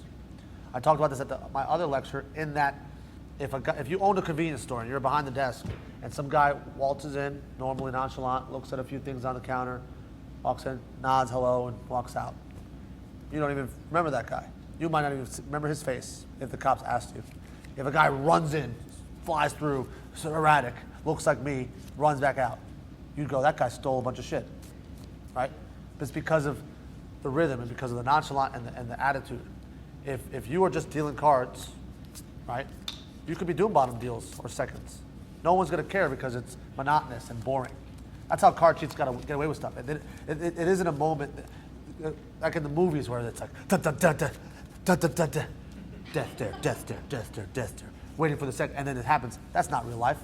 Real life, it's a bunch of mopes in a smelly, smoky room who've been playing poker for hours, eating peanuts that everyone's put their hands on after they go into the bathroom, they didn't wash their hands, and they're all just like, all right, Andy, up, and then no one even, and it's just, those are the guys that are cheating because it's monotonous. That's how you get away with murder, really, is just through the monotony of these deals. Now, of course, we're not card cheats, we're magicians. So we can use that same mentality. You can use your rhythm and your attitude to get away with those things. Matthias, when he's doing his bottom deal, what I noticed is that his bottom deal and his top deal have the same rhythm. There's no stuttering, and that to me is very important. He had some finger flash, but it doesn't matter, because when you're dealing tops, your hands move anyway. Your hands kind of flutter anyway. It's only bad, and the reason why when you do a bottom deal, the finger flash is so accentuated is because most people doing bottoms have a death grip on their hands, so that when they're doing the move, when it comes time to do the bottom, their hands are, it's like a very abrupt motion. Whether if you were just like relaxed, you see how my hands just kind of like moving? I'm not even doing bottoms there. So my hands just kind of moving, It's like a heartbeat. It's like, oh yeah, whatever, So when I take it, it's kind of like built into this rhythm and this look of just like, yeah, you're just dealing cards, And you might even miss when I do it, So that's one aspect of the bottom deal that I would say is very, very important, or any false shuffle, false deal for that matter. It's your rhythm, okay? Now when it comes down to the technique, I'm gonna show you the technique that I use personally, but I've had to learn all the other ones first before I discovered what I needed and what the parameters were that I guess what I needed for me to feel comfortable doing a bottom deal in fast company, in front of an audience. Same thing, by the way. I don't care how drunk your audience is. I don't care how stupid you think they are. Treat them like fast company. Treat them as if Mark Calabrese or Steve Forty was sitting in front of you. And if you, because that keeps you sharp, it keeps you alive, it keeps you awake. If you just go, oh yeah, this guy doesn't know what he's looking at. She doesn't know what I'm doing. You have respect for your audience a little more. And you overestimate them, you're bulletproof, because at that point, you know, if I'm in front of a blind person, you know, and I treat them like they can see everything, they're not going to catch me, you know. And I know it's an extreme with an extreme, but everyone there's always in betweens, right? If I treat you like you know what I'm doing, you know, then you've raised yourself to a higher standard, right? Personally, so let's no more proselytizing. Let's talk about the actual move. So the Erdnase technique. And are you using Gene Mays or are you using like a break off kind of thing? I learned from Daniel Madison. Okay. but- First mistake. Just kidding. It's a joke. It's a joke. Daniel's a friend. I'm just kidding. So the Erdnase method of bottom dealing is you have your first finger at the top left if you're holding it left hand, your middle finger next to that, and your pinky, ring finger and your pinky on the edge of the long end of the deck. And what's going to happen is when you deal, when it comes time to take your bottom deal, with your ring finger, you're going to push out the bottom card. You're going to break off that bottom card, and you're going to remove the card. So there's two categories of bottom deal. There's the break off version, and then there's the strike method. I don't like break off methods. Now Jason England has in his bottom deal download another version, another method of how to break off the card without having to do this buckling kind of action. That's an Erdnase. But I don't like the break off method. I use a strike. So that's the main difference. I use a strike bottom. And I use it because it's nice for demos, nice for magic. I would not use it in a card game, but it's usable, okay? The card game version that I would use is a little more similar to Erdnase, the Erdnase Gene Mays grip, which is similar to Erdnase but has different gripping points. There's a card cheat in Vegas who will remain nameless who does it, this is how he holds the deck. And he has a bottom deal, I mean, it's impossible to see. But he holds it this way. What he gets away with is because he holds the deck that way always. It's called a box grip. It's how most blackjack dealers will hold the deck. Most dealers will hold the deck. It goes right by, okay? So what my bottom deal grip is the deck starts off in a bevel match. You can try this out too, Matthias, okay? Bevel. And what's going to happen here is if I don't want to bevel the whole thing, but almost like a step. If you hold the deck here and I push the top left corner of the bottom end to the right, it's going to create this like V. You see what's happening there, Matthias? There's like a V little spot there. So I'm going to do it again. There's like a V, kind of like a valley there.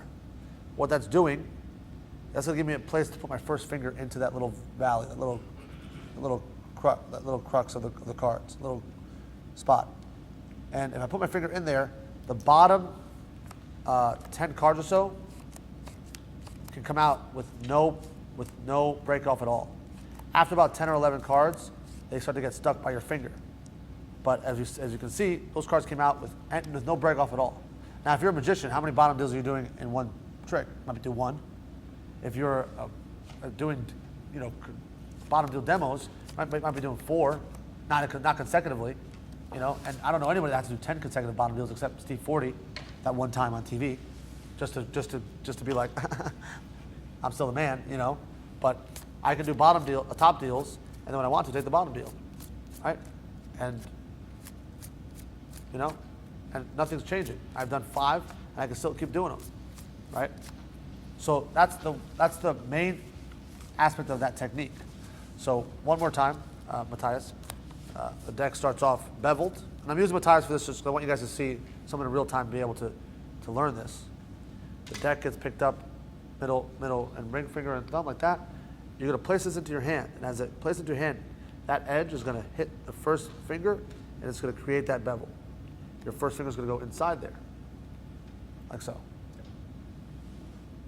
Great. Okay.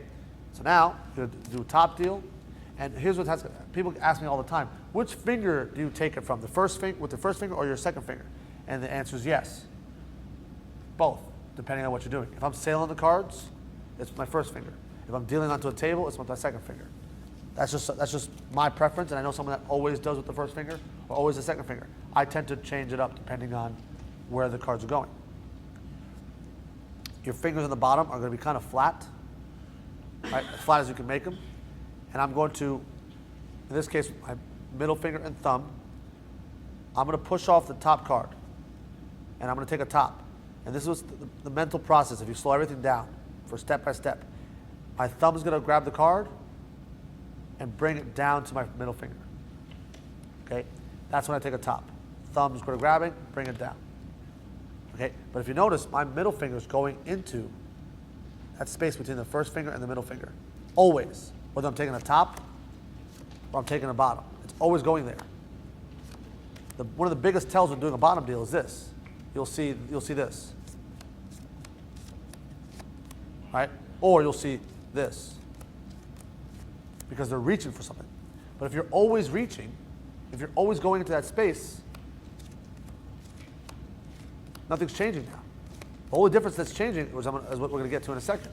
But it's always going there, no matter what. I take the top card or the bottom card, my fingers always go into that space, always. So here's where the mentality that I have comes into play. When I take the top card, it's thumb, middle finger, thumb to the middle finger. When I'm taking the bottom card, it's middle finger to the thumb, middle finger to the thumb. And I know it sounds like, Mark, peanut butter and jelly is the same as jelly and peanut butter, right? Just turn over the damn sandwich. Yes and no. Okay? If you like the jelly first, I'm sorry, I'm going into weird conversations, but you get what I'm saying. In this case, it's not the same. It's not the same because what's happening here is the mechanics of what your hands are doing are either taking the bottom card or taking the top card, and that's going to help or hurt the illusion. If you keep trying to take the top card with the bottom card like that I'm doing, and then I try to do the same thing, your hand's going to look different. It's going to feel different. It's going to sound different. Okay? So take a top, thumb to the middle finger. The middle finger always goes into that hole. Thumb to the middle finger. Thumb to the middle finger. When I want to take the bottom, I'm pulling with the middle finger first, and it's going to the thumb. Okay? And if you notice, what's happening is for a split second, that card has to kind of rises, which helps the illusion. That's a Paul Wilson idea. Is when you pull that card, it looks like it's coming from the top, like so, and you come forward like that, and it helps with the illusion. Okay? So, from the beginning, going into the hand, getting that grip, fingers are flat, and I start dealing tops. Hands are going in the same spot every time. And if you think about when you're dealing cards, why do we push off the top card? It's because we're helping the card, helping your right hand to retrieve that card. So you have to always push off that card. Now when it comes time to that card going back, when you're taking the bottom, it's awkward for your hand to pull back. Right? It's not natural to do that because your hand doesn't pull back, it just goes back, right? Our hands don't pull back, they just go back. So what I'm doing here is when I'm taking the top, same idea, right? I'm taking the bottom, two things are happening. My thumb, or the base of my hand is going to hit that card and push the card back.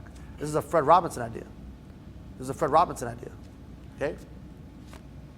And that's actually going to serve for the retraction of the top card, right? So I'm not pulling the card back, I'm pushing the card back into place. You see? And it adds to that illusion. And it's actually better than pulling back because I'm almost like kicking it into place. Okay? And it adds to that illusion, I think, really well. I don't have the best bottom deal, but I have a pretty damn good one. And I'm pretty happy with it, but I'm constantly working on it. This trick called, that you might see there, it's a deck called the Super Shuffle. The Super Shuffle is a method of controlling up to 13 cards, seemingly, and Matthias, you see there's no other cards under the table. I'm going to shuffle these cards in a very fair manner. Matthias will be the eyes for everyone else. I'm going to mix these cards up in a way, just one card, mix these cards in a way that seems very fair, very impossible. In fact, I'll even have Matthias shuffle these cards. Same idea. Hold them like this. Yeah. Drop them on the table. Fair. That's pretty fair. Yeah. We'll make sure all the cards are face down. Okay. If you don't mind, can someone out loud yell any suit? It doesn't matter. Keep going. What? What? Spades. I heard spades. Sorry, guys. You'll understand why I'm doing this joke in a second.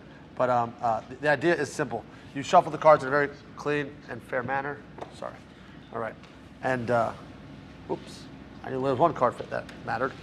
And then just like that, I could produce the king, the queen, the jack, the 10, the 9, the 8, the 7, 6, the 5, the 4, the 3, the 2, the 1 of spades, right? And you guys can't see this, but that's all the cards in order after that seemingly crazy shuffle that he shuffled and I shuffled, okay?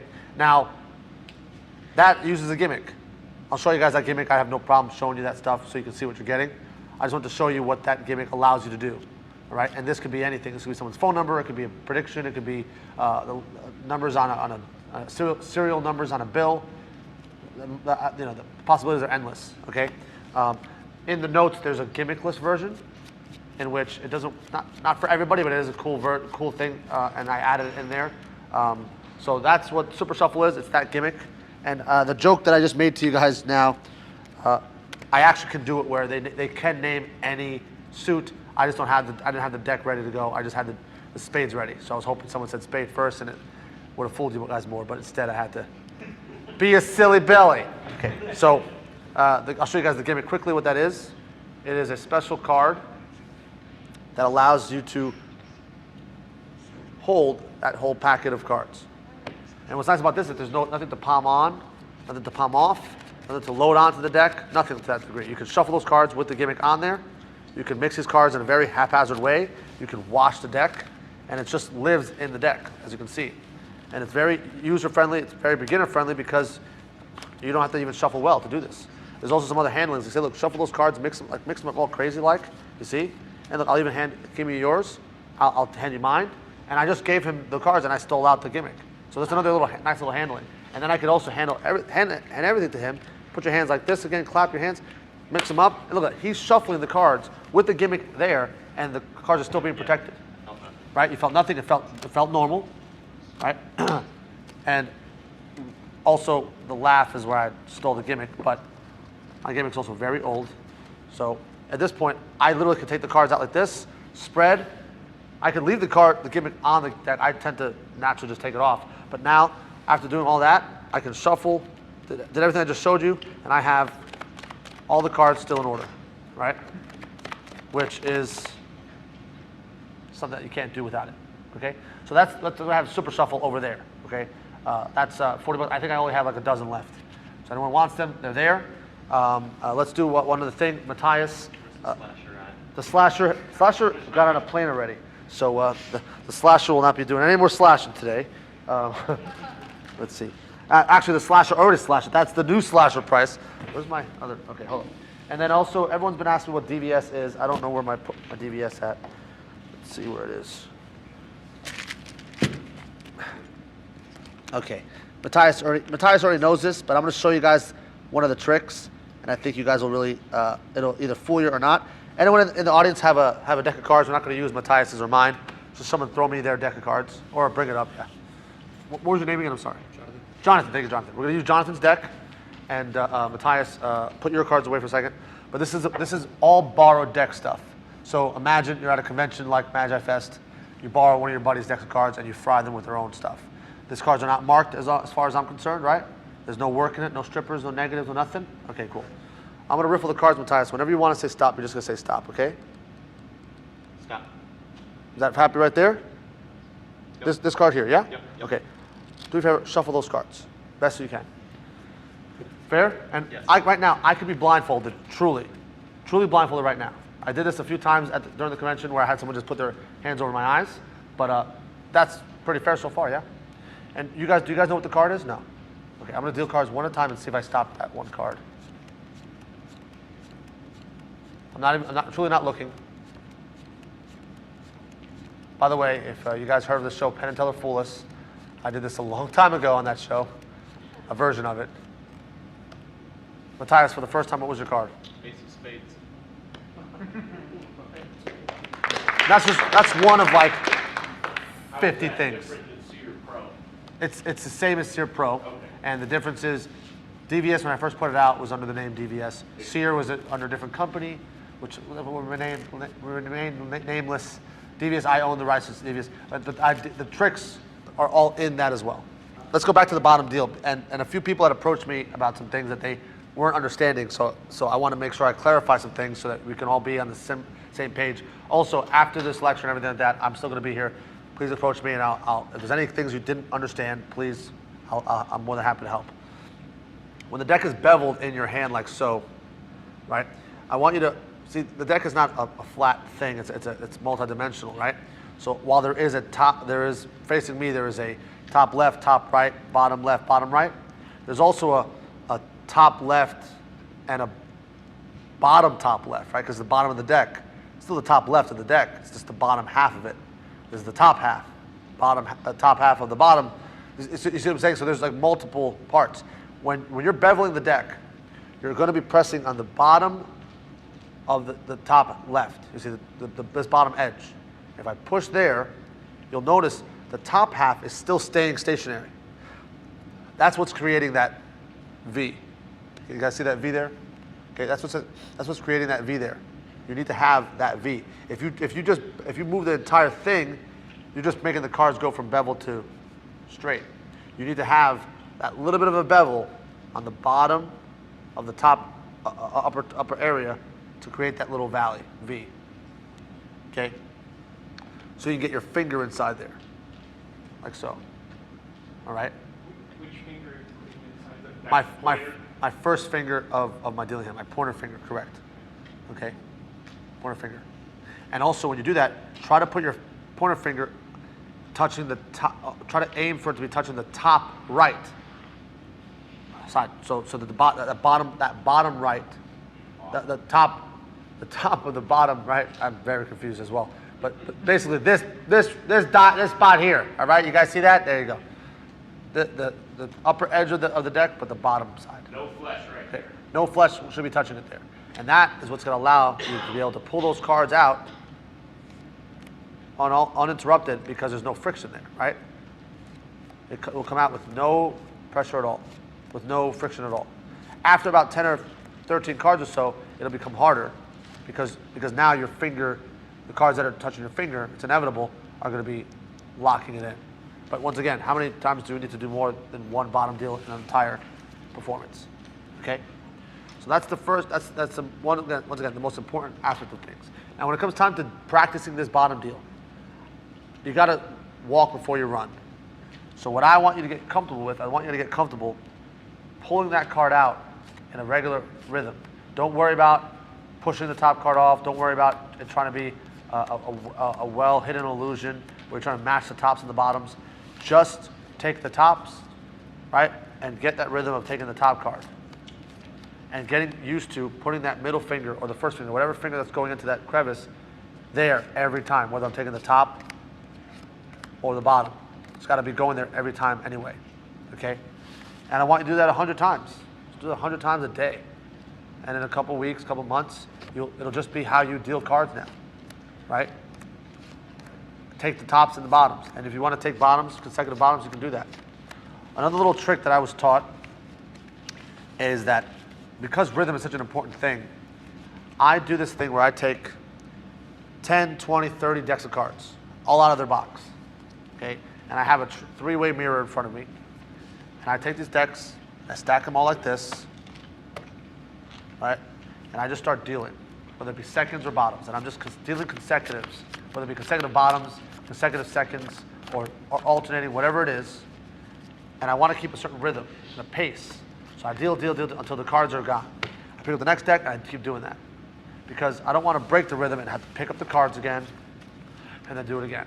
And it might seem like it's silly, but that little 5 to 10 seconds to pick up the cards is breaking your momentum. It's literally, imagine you running, sprinting, and then stopping, tying your shoes, running and sprinting. You're starting an engine, you're running an engine, you're stopping an engine, and you're starting it again. It's you want to keep a certain level of speed. So when you're starting it, you do this. So you're doing all of it. Get all the cards so they're all gone. Blah, blah, blah, blah. Okay, next. And just begin again. And if you had 20 decks, that's a lot of cards, I know. It's a big cleanup. But hey, it's okay because you just did clean up once. But you got a lot of time in and a lot of reps in that you would never get if you did it with one deck of cards. So how many cards is it? 52 cards in a deck? I'm from New Jersey, so the math is already not good in my head. 52 times 20, 1,040 cards. Okay? 1,040 cards that you've just dealt. Let's just say you've dealt 1,040 bottoms. Right? You do that once a day. And in less than 2 weeks, you've dealt 10,000 bottom deals. You know how long that takes for someone who's just nonchalant about it or doesn't do that technique? It's not a shortcut, but it's not going to get you there. It's not going to cut off a year off of your practice time. But it definitely accelerates. And if you're doing it correctly, that's why I say when you start, do this slowly first. Get your technique down. So to me, the most important thing is the finger going in there every time. Whether I take a top or a bottom, it's going there regardless. And it's either I'm taking the thumb to the middle finger or middle finger to the thumb, right? It's not always the same. It depends on whether you're taking the bottom or the top. Now, someone during the break had a question, and I forgot about the question, but there was regards to the bottom deal, and I hope that person remembers. Do that 25 seconds. Sure. Friction. Oh, well, let's try one more time. I was asking about 20 seconds alone. Bottoms. Okay, that was the question. And then, I'm sorry, sir. The question that you were asking was? You covered it at the break, just about the friction on the bottom. Okay, yeah, okay. So we'll do one more time with this for the camera. If I'm taking a top, it's thumb brought down to the middle finger or first finger. If I'm taking a bottom, it's middle finger bringing it to the thumb. And it's a slight difference, but it's a big difference, really, if you think about it. Because it's what your fingers are doing that's accelerating things, okay? And that's keeping a certain rhythm. Now, the question that you asked Ian was about how I transition from tops, seconds, and bottoms. Yes. In regards to the grip, correct? Well, yeah, you utilize the same grip. And Sure. Yeah. So there's a myth that you have to have everything be the same grip. That's another magician thing that magicians are all pretentious about.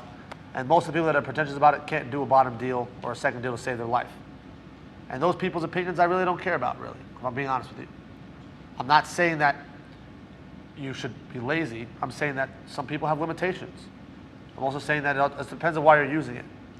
I'm also of the opinion that if it's good for Derek Delgadio, good for Steve Forty, good for Jason England, and good for Gene Mays and Gary Plants, some of the best bottom dealers in the world ever, it's good for anyone else in this room. So it's all preference, really. But when it comes to grips, I err on the side of trying to have the same grip for all the deals, but it doesn't mean I have to. Ricky Smith does this the best that I've ever seen anyone do it. He does a top, a second, and a bottom in the same grip. Top, second, bottom. Top, second, bottom. Top, second, bottom. Top, second, bottom. That's what he does, and I'm not doing it as fast as I could, but I'm trying to do it so that I don't stutter and I mess up. And while I'm talking to you guys, it's a little hard to do without concentrating. But that's from the same grip. And the only reason why he's doing that, because I asked him, I said, "What's the point of that? Like, when would you ever do a top, second, and a bottom?" He goes, "I don't.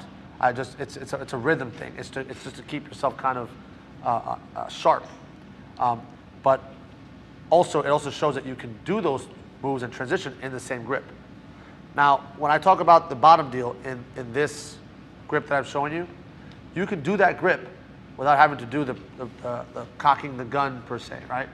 That's a term when it comes to people getting into these grips.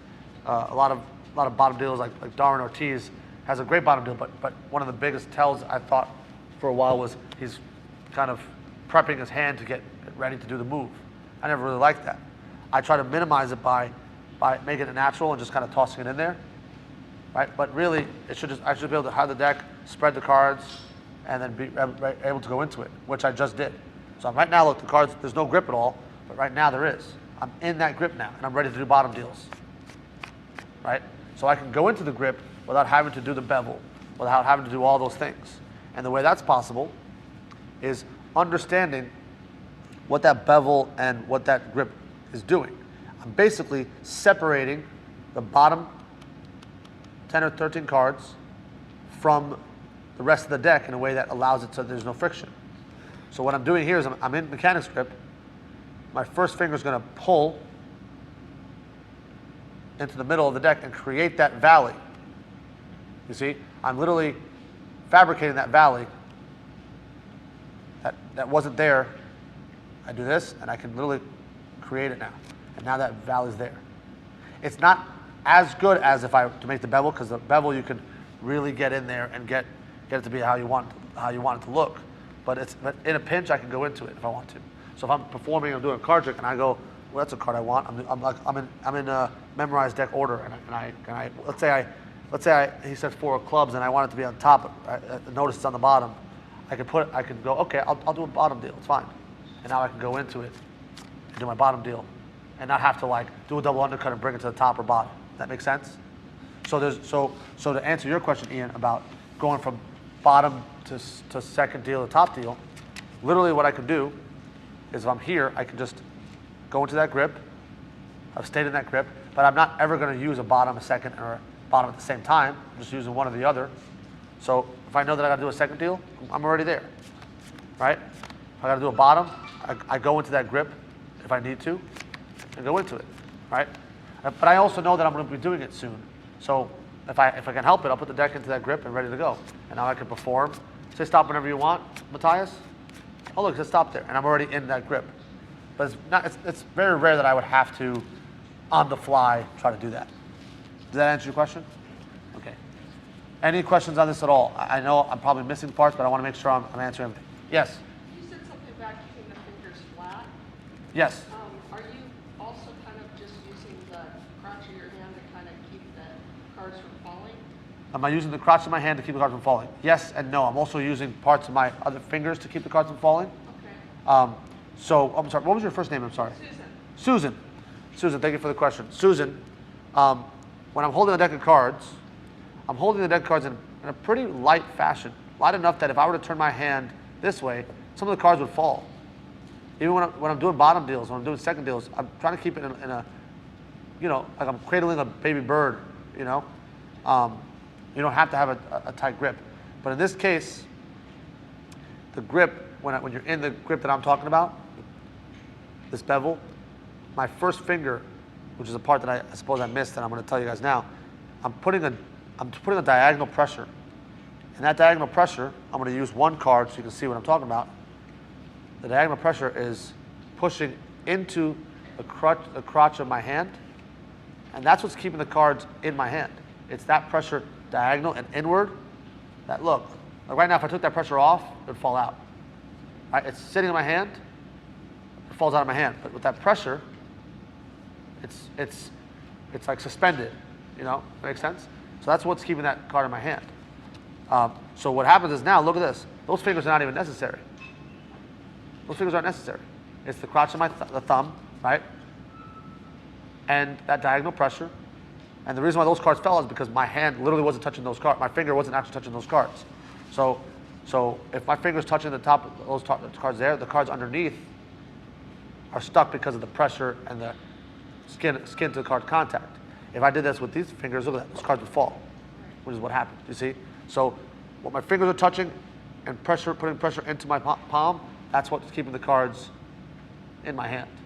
And it's not even a lot of pressure. It's just enough to keep the cards there. If it's a death grip, then the cards start to do this. You see that? Yeah. Right? And I'm holding it tight like that because I'm trying to show you guys. Normally my hand would be here, not here, ever. But you can see I'm pretty much holding it lightly. Does that answer your question, Susan? Yes, it does. Thank you, sir. You're welcome. Any other questions on the bottom deal? Anything at all? Guys, this is the time to ask. I'm more than happy to answer anything else. I always find it hard to get it past 3 fingers. Okay, to get it past the 3 fingers, that's just going to be, you always had a problem with it is because you weren't doing this bottom deal specifically, and you'll have less of an issue now. Because now when you do this grip, I want you to practice with the fingers out. Literally, not flash, just out. And just practice taking the cards. Practice taking those cards out. And then, once you feel comfortable taking those cards out from there, right? Slowly bring your hands a little closer, fingers a little closer. And then a week after that, bring your fingers a little closer. My fingers, when they're against the cards, they're actually kind of like floating. Matthias can see this kind of, but you see there's a little space there? They're not actually touching, right? So you guys can't see, from where you're sitting, you can't really see that. This is what the cards are in my hand, but they're kind of like floating. So those cards are not even touching those fingers. Whereas if they're touching, it becomes kind of locked in there. But if you just flatten your fingers out, it will be less of an issue. But my recommendation is to start with the fingers completely out, and then slowly get them as close as you possibly can while still feeling comfortable. Make sense? Yeah. Any other questions before I move on? Yes, sir. So when you bring the bottom deal, how you, what fingers keeping back, like dragging more than one? Okay. So in the case of dragging more than one card, right? That has to do with the upward pressure, but also the nature of the cards. If the cards are sticky or old, it's going to happen. Time for you to get a new deck of cards. If the cards are new, it's going to be really hard to take more than one, right? Sometimes it'll happen, but it'll most likely be one card. Because what's happening is, if I don't do this technique, all the friction's on all those cards. When I do this, I've taken 98% of the friction away. There's still a little bit of friction, right? This is 100% of no friction. You see? That's no friction because on the top of the deck. This is all friction. Take one card off from the bottom. It's hard to, right? In this case, we're taking about 98% of the friction away. So now, that friction is able to take one card out, but the other cards are still stuck there because of other factors that are coming into play. Because right now, I can't take the next card because there's pressure from that card, your palm, the other cards in play, the gravity, that's not letting it go anywhere. Make sense? Yeah. So if you're having trouble with the cards coming out more than one, try a newer, slicker deck of cards. Any other questions on the bottom deal? I would just think too that the upward pressure, if you're pushing too hard, you Yes. have to get more to slide. So maybe loosen the amount of pressure. Yeah. that you're actually If you're pulling up like that, it's because you're probably doing too much of an abrupt, pronounced pressure thing, which is going to cause sound and also some issues when it comes to pulling the card out. But ultimately, you should be. You're not lifting and pulling. You're either taking with your thumb to the middle finger, like I said before, or taking the middle finger to the thumb. You're not lifting or pulling or pushing. You're just taking or taking. Depending on which finger it does, depends on where the card is going to come from. Does that make sense? Yep. Okay. Any other questions before I move on? Yes, Susan. What kind of tricks would you use a bottom? What kind of tricks would I use a bottom deal for? That's a good question. There's a lot of things out there. One of my favorite tricks is from Gary Plant's. It is it was in the Trapdoor magazines, and it just used one bottom deal. And the trick was, the 2 cards were chosen, spectator and magician to choose a card, okay? And the magician asks the spectator, what's your favorite number? Lucky number. And they say 17. Great, whatever, okay. So now, the magician gives the spectator half the deck, he has the other half the deck. I want you to, and it tells him to shuffle. Right, they shuffle. He goes, okay, I want you to deal to your favorite number. And they'll deal 17. I'll deal with you. Blah, blah, blah, blah, blah, blah, blah, blah, blah. Okay, done. And then he goes, okay, what was your card? Whatever it was. My card was whatever it was. They turn it over, and the magician stopped at his card. The spectator stopped at their card. You can also do it where the magician stops at the spectator's card, and the spectator stops at the magician's card. And what's happening there, it's a great little trick. What's happening here is the magician's picking a card, but doesn't matter what the card is. Okay? the spectator picks a card, and the magician, all the magician does is puts it at the, let's say Matthias at 17, he puts it at the 17th position. Done, right? Cuts the deck in half, okay, and then hands a card, and he just peeks, the magician just peeks the bottom card. I know the bottom card is the ace of hearts. So now, so let's just pretend, I don't know what the 17th card, 1, 2, 3, 4, 5, 6, 7, 8, 9, 10, 11, 12, 13, 14, 15, 16, 9 of diamonds. Let's just say he said 9 of diamonds. I'll say, okay, perfect. What's your favorite number? What's your lucky number? 17? 17. Okay, deal 17 cards. I'll deal 2. 1.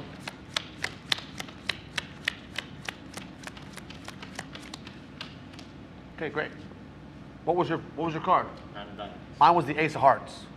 Oh my God, we're magic. We're magicians. You see, very strong trick. Yeah. Okay, and what's happening there is the magician can even shuffle, but all I'm doing is I'm just picking the bottom card and I'm just saying the cards on the bottom. But to be able to stop at the card that this person stopped at is incredible. Another little thing, one thing I've come up with, but it's old as the hills, is if you're working in a memorized deck order, okay, take the cards I, shuffle them, i.e., not actually, right? I hand you one pack. I said, if you don't mind, take those cards. Just do what I do. Shuffle those cards for me. Okay? I keep my half in stack. Okay? Right? And he mixes up his. Great. Cool. All right. Take my cards, and I know this. I know the stack. This is 1 through 26 per se. Okay? And I go name a number from 1 to 26. 21. 21. So I know that in my stack. Let's say in my stack number 21 is King of Spades. Right? I look for the mate in this half. Okay, and I can say, look, you can pick anyone you want, whatever. When he deals 21, I bring that card to the bottom. I go, okay, well, let's deal 21. Whatever it is. I stop at the card. Now we have mates. You know, that's it's a similar trick to Gary Plantz's effect. But the beauty of the bottom deal is that you can essentially, whenever you see fit, stop at any card that you want that person to name. I mean, for example, let's just pretend I have, this is a person's passcode. I've stolen their passcode secretly without them knowing, okay? I have 3646 is their passcode. All right? Jonathan, I'm going to deal cards. And when you want to say stop, just say stop. Stop. Right there? Okay, cool. Sir, what's your name again? Bill. Bill, say stop whenever you want. Okay. Matthias, say stop again. Stop. Okay. And Ivan? Yeah. Say stop whenever you want. There. Right there? Okay. If those top cards were the 4 aces, that'd be a good trick? Shit. Not at all. It's a laugh, whatever the joke is.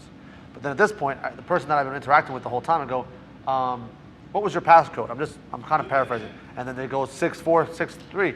You guys, I've stopped at the 4 cards. It's the person's passcode. Whatever information you want to relay, you know, that's an impossible trick. And if you can do 4 bottom deals, it actually becomes easier when there's less cards in your hand. So those are just other little possibilities. There's a multitude of things you can use the bottom deal with, but those are just a few. You're welcome. Anything else before we move on? I think we have about a little less than an hour left, and I want to address some other things that some people had other questions about. Yes, sir. Were you going to say a word about your practice methods?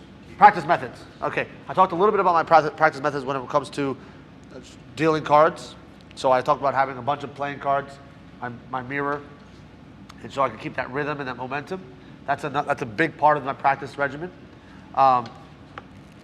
Jason England talked about having, there's 3 to 4 even kinds of practice methods. There is the nonchalant kind of like informal practice. You know, you're hanging out, maybe you're practicing something, but you're not really putting all the attention to it. Maybe the TV's on in the background, maybe the radio's on, or you know, you're waiting for your dinner and you're just kind of playing with stuff. That's an important thing. Fiddling, messing around with stuff. You know, kind of just playing with things. That's one kind of practice. Then there's the dedicated practice method. The dedicated practice, which is where you turn your phone off, you go into a room where no distractions, and it's an hour of intensive practice. And let's just use the bottom deal as an example. I'm not practicing the bottom deal. I'm practicing a part of the bottom deal that I'm having an issue with, whether it be the retrieval of said card, whether it be the retracting of the top card when it comes to the bottom deal, whether it be the rhythm, whatever it might be. It's not the whole thing. It's a specific part of a specific thing, and you're drilling it, and it's not fun. That kind of practice is not fun, but it's not supposed to be either. It's supposed to be intense. It's supposed to suck. You're supposed to be mentally drained afterwards. Truly, you're supposed to be mentally tired and exhausted from that, and you want to be like, I don't want to touch those cards ever again until tomorrow. You know, that's another one. And then the third one, I think there's one more that I'm missing, but the third one is a full dress rehearsal where you have the table that you're using, the props. You have 2 stuffed animals pretending to be your spectators. You're in your suit, you're in your tie, you're in your dress, you're whatever you're wearing. You have your lapel mic on, and you have all the things that could happen. Because if you practice without a tie, and then you perform with a tie, and then you don't realize that a tie drapes over your cards when you're performing, you're not prepared. Full dress rehearsal, lighting, sound, tech, the whole 9. That's its own version of practice. And then there's the one that's more like, just kind of like you already are good at stuff and you're just kind of fiddling, which is closer to the informal thing. But the 2 ones that people, I think magicians don't do enough of is the formal, dedicated hour. You know, people ask, how many hours do you practice a day? Well, it's either between 1 and 8. But really, 8 is not, there's no reason to do 8 hours of intense practice. You know, I might be practicing all day, but I might practice for 1 hour, heavy duty. You know, and there's one thing that I learned, that magic, I've been doing it for so long, I don't really think about how much effort I put into practice-wise, or how much effort I have put into over the years. But I do know that I put in a lot of hours in playing pool, like I was talking about, and I noticed that like I could bang the balls around and shoot the balls around, and it'd just be this mindless thing, whatever. And then I realized I'm not really getting better at it. But then I've had an hour lesson with an instructor, and the hour lesson, after I'm done with that hour lesson, I'm more mentally exhausted than I did if I played 6 hours straight with my buddies, because I'm dedicating this like heavy duty concentration, and that's what gets you better incrementally. It's small, but it's also it's a big benefit to you to do dedicated practice like that, and you should hate it. You should hate it. Yes, sir. Did you ever videotape while you were practicing? Oh yeah, that's a big part of the practice, whether it be the dedicated practice or the dress rehearsal. You should record when you're dress rehearsing as well.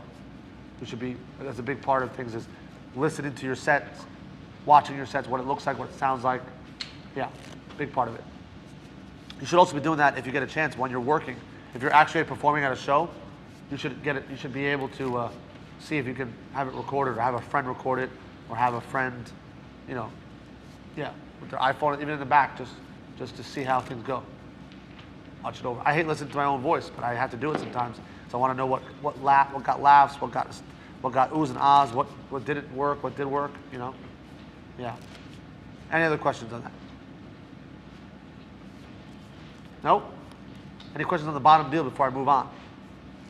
Also, guys, if there's things that an hour later, like, oh, I didn't ask him this, I should have asked him. Find me on social media, and we'll talk more. I also have other notes that I don't have with me that I could send you the PDF, no charge, and there's stuff in it. In the notes here, though, there are tips on false deals. It's literally a chapter called False Deal Tips, and it's some things that I've said, some things that I haven't touched on, that is of benefit to both bottoms, seconds, centers, all the above. That's in the notes. Yes, sir. I have a question. You mentioned how much you think of Steve Forte, and I was looking up his 2 books. I've never done much gambling like before or anything. Is going through his books, is that a good way to learn that kind of material? Yes, it's that book. Those books are, in my opinion, the final word on gambling sleight of hand. It's 40 years of his life that he's dedicated to put down on paper now. You know, what's also nice about it too is that there's video of his work. So he's picked certain parts of the book that he's made video of him doing the actual moves. You know, which is amazing. And he's slower than he used to be. He's not a spring chicken anymore either, but he's still better than anyone I've ever seen do it. So those books are great. And there's also a Facebook group for the book, dedicated to the book. I'm one of the moderators on it. There's a lot of video, a lot of discussions on there, and that's a great community of people to talk about.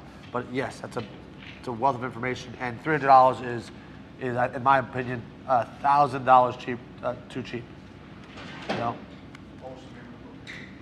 Gambling Sleight of Hand by Steve Forte.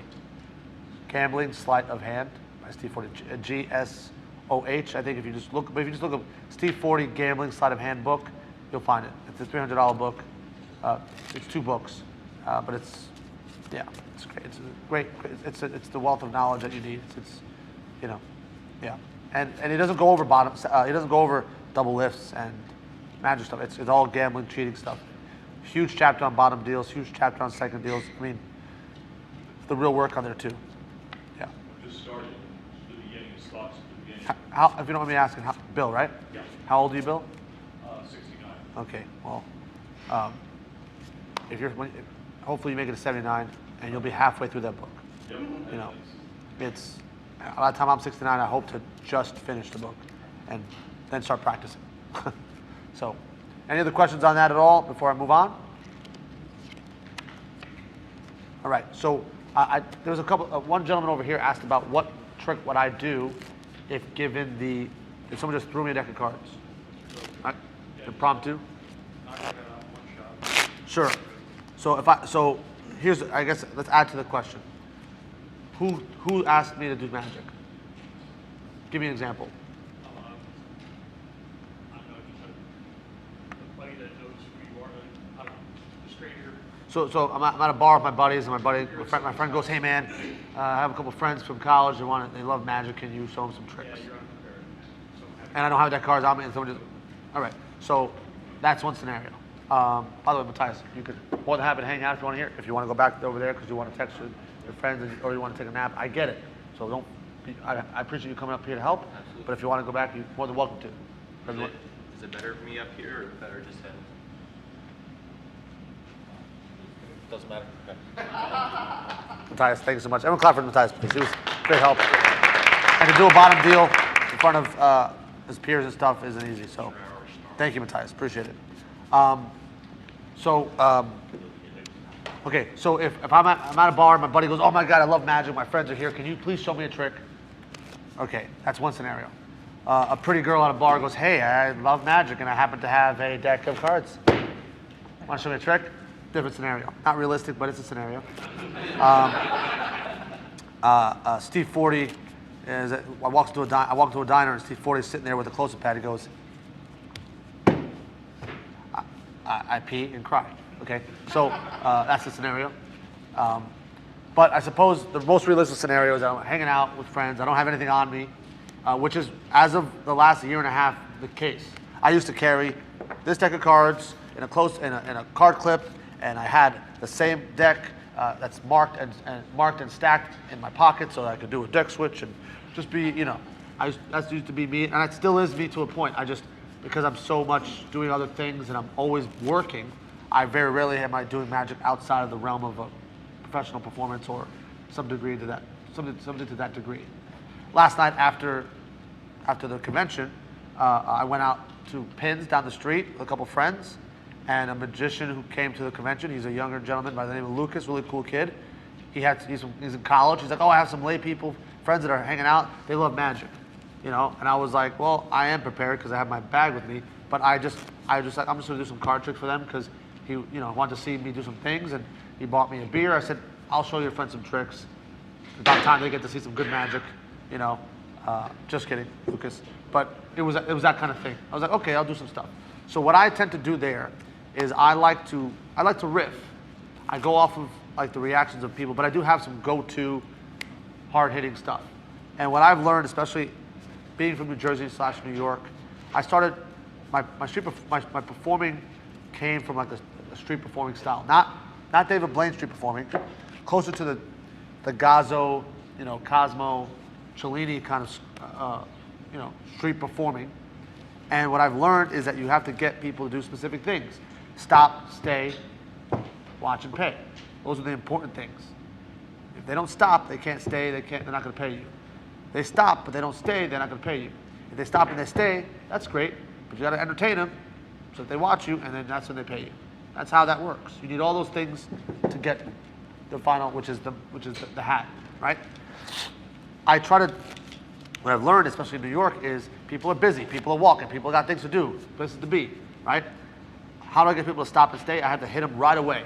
There's not a lot of time, and that's a big difference between New York performers I've noticed and like LA and California performers. Performers on Venice Beach relax a little more because mind you, you're on a beach. It's a different vibe, different attitude. I don't want to say stoner attitude, but like the beach attitude. It's just like, hey man, what is that? Playing cards?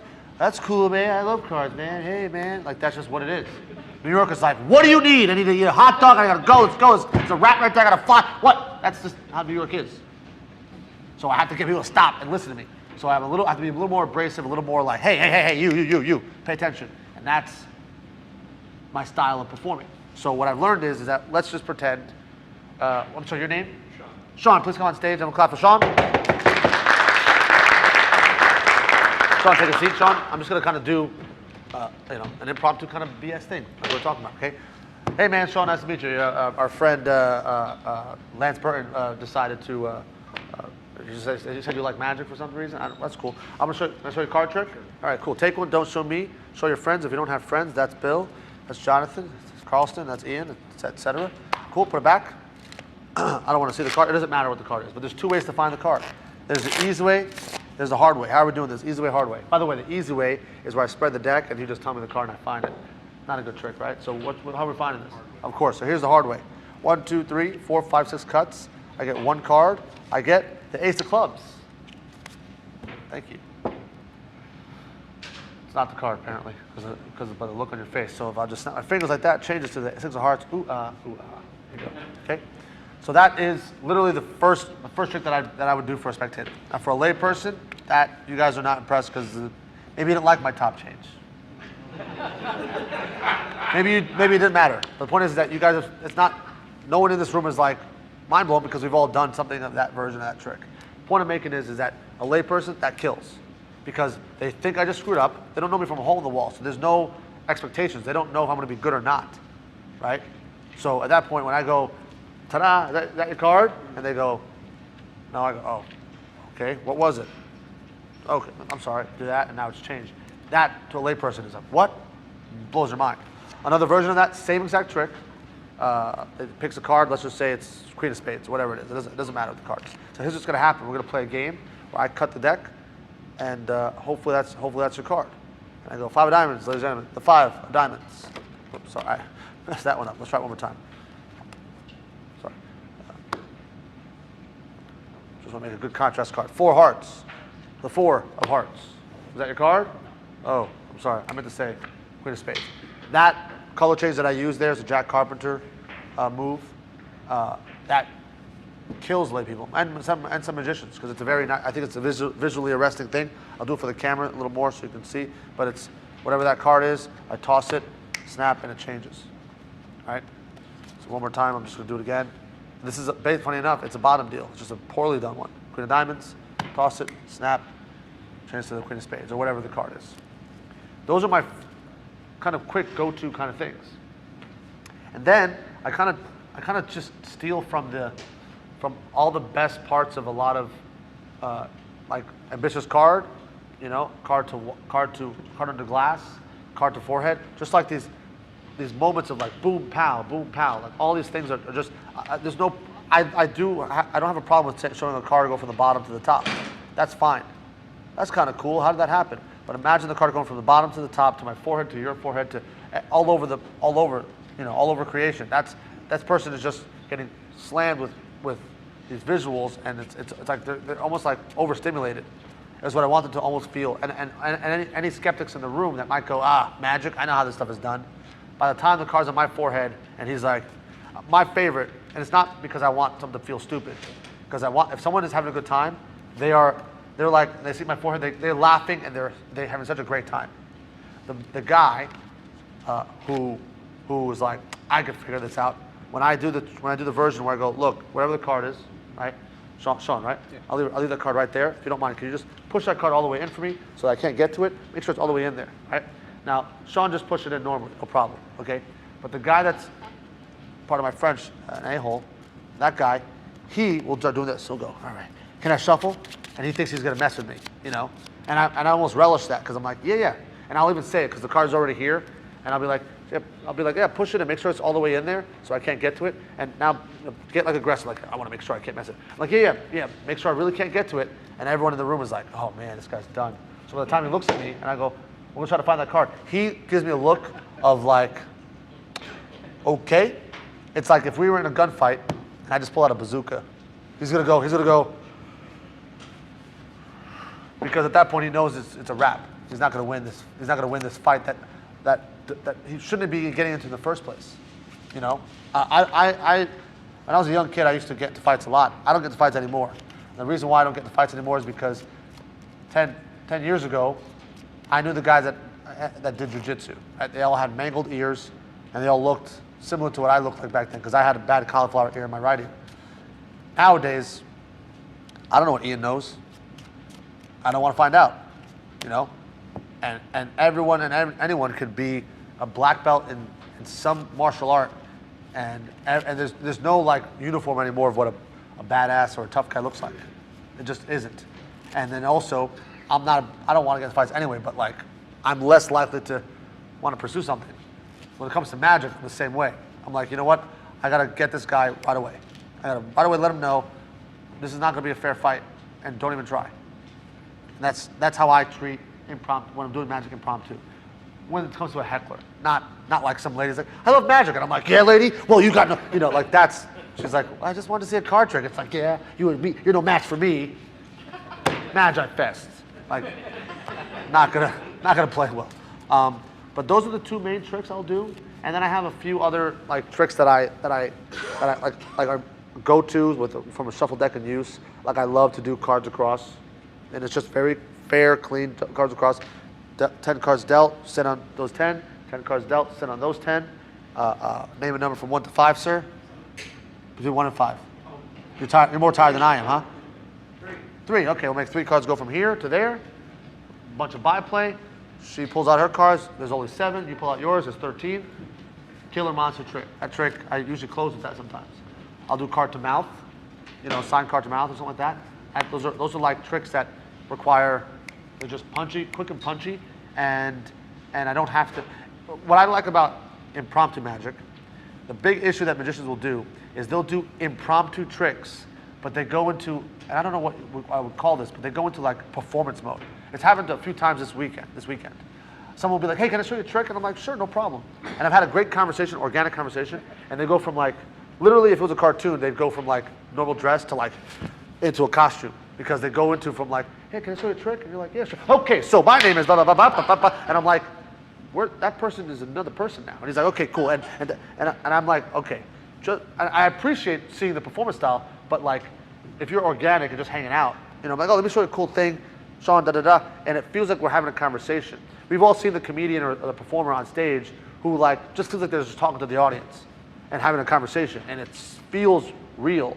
Versus the guy who's like, what about airplanes? So and it's just like it feels like they're reading off a teleprompter, and that they leave no room for spontaneity or organic. And the thing is, you can even manufacture spontaneity, right? There's things that happen in my show accidentally that I'm like, I need to add that in my show every time.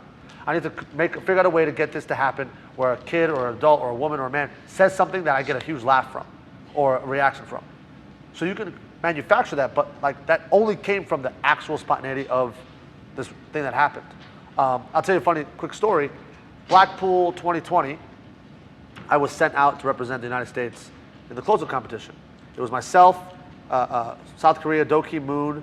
There was a gentleman from Italy, a gentleman from Israel, France, Great Britain, and I forget one other person.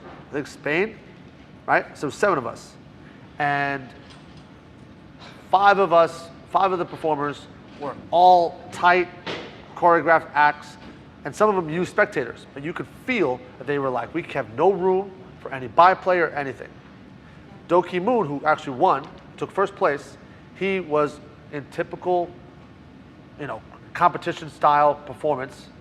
If he did 11 minutes and 59 seconds, I would say you're a liar, because he did 12 on the dot. Like, he was so choreographed, but there was still some like byplays. Oh, and what's your name? That's great, cool. And he knew, he said, I have 4 seconds to ask that question. Anything longer, but he was so tight. And I watched everyone else, and I went, if I don't win, I'm okay with it. But if he doesn't win, I'm gonna cause a riot, because because everything was magical and it was tight and great. I did not win, and the judges told me the reason why he didn't win, Mark, was because he went over a little bit on time. And I was like, oh man, but they were like, we would have won if you didn't go over on time. I said, oh, what'd I do? Go over by 2 minutes? They're like, no, you went over by 9. And I was like, And mind you, as a professional, I try very hard to not go over on time, especially if given strict parameters. I was like, the first I said to Andy and Josh, I was like, guys, I did 59 minutes in 59 seconds. Okay, you told me an hour? Professional. And they were like, that's great, Mark. Just, we're busy. Can you go away? I was like, okay. So I just want to let you know. I did a good, Mom, Dad, I did a good job, you know. But like, and when I'm working at Speakeasy, I have to do 12 minutes because there's another magician coming and I cannot mess up anyone else's flow. But I tend to want to close because if I off by 5 minutes, it's not going to kill or hurt too much, you know. This case, I went over by like 9 minutes because I closed.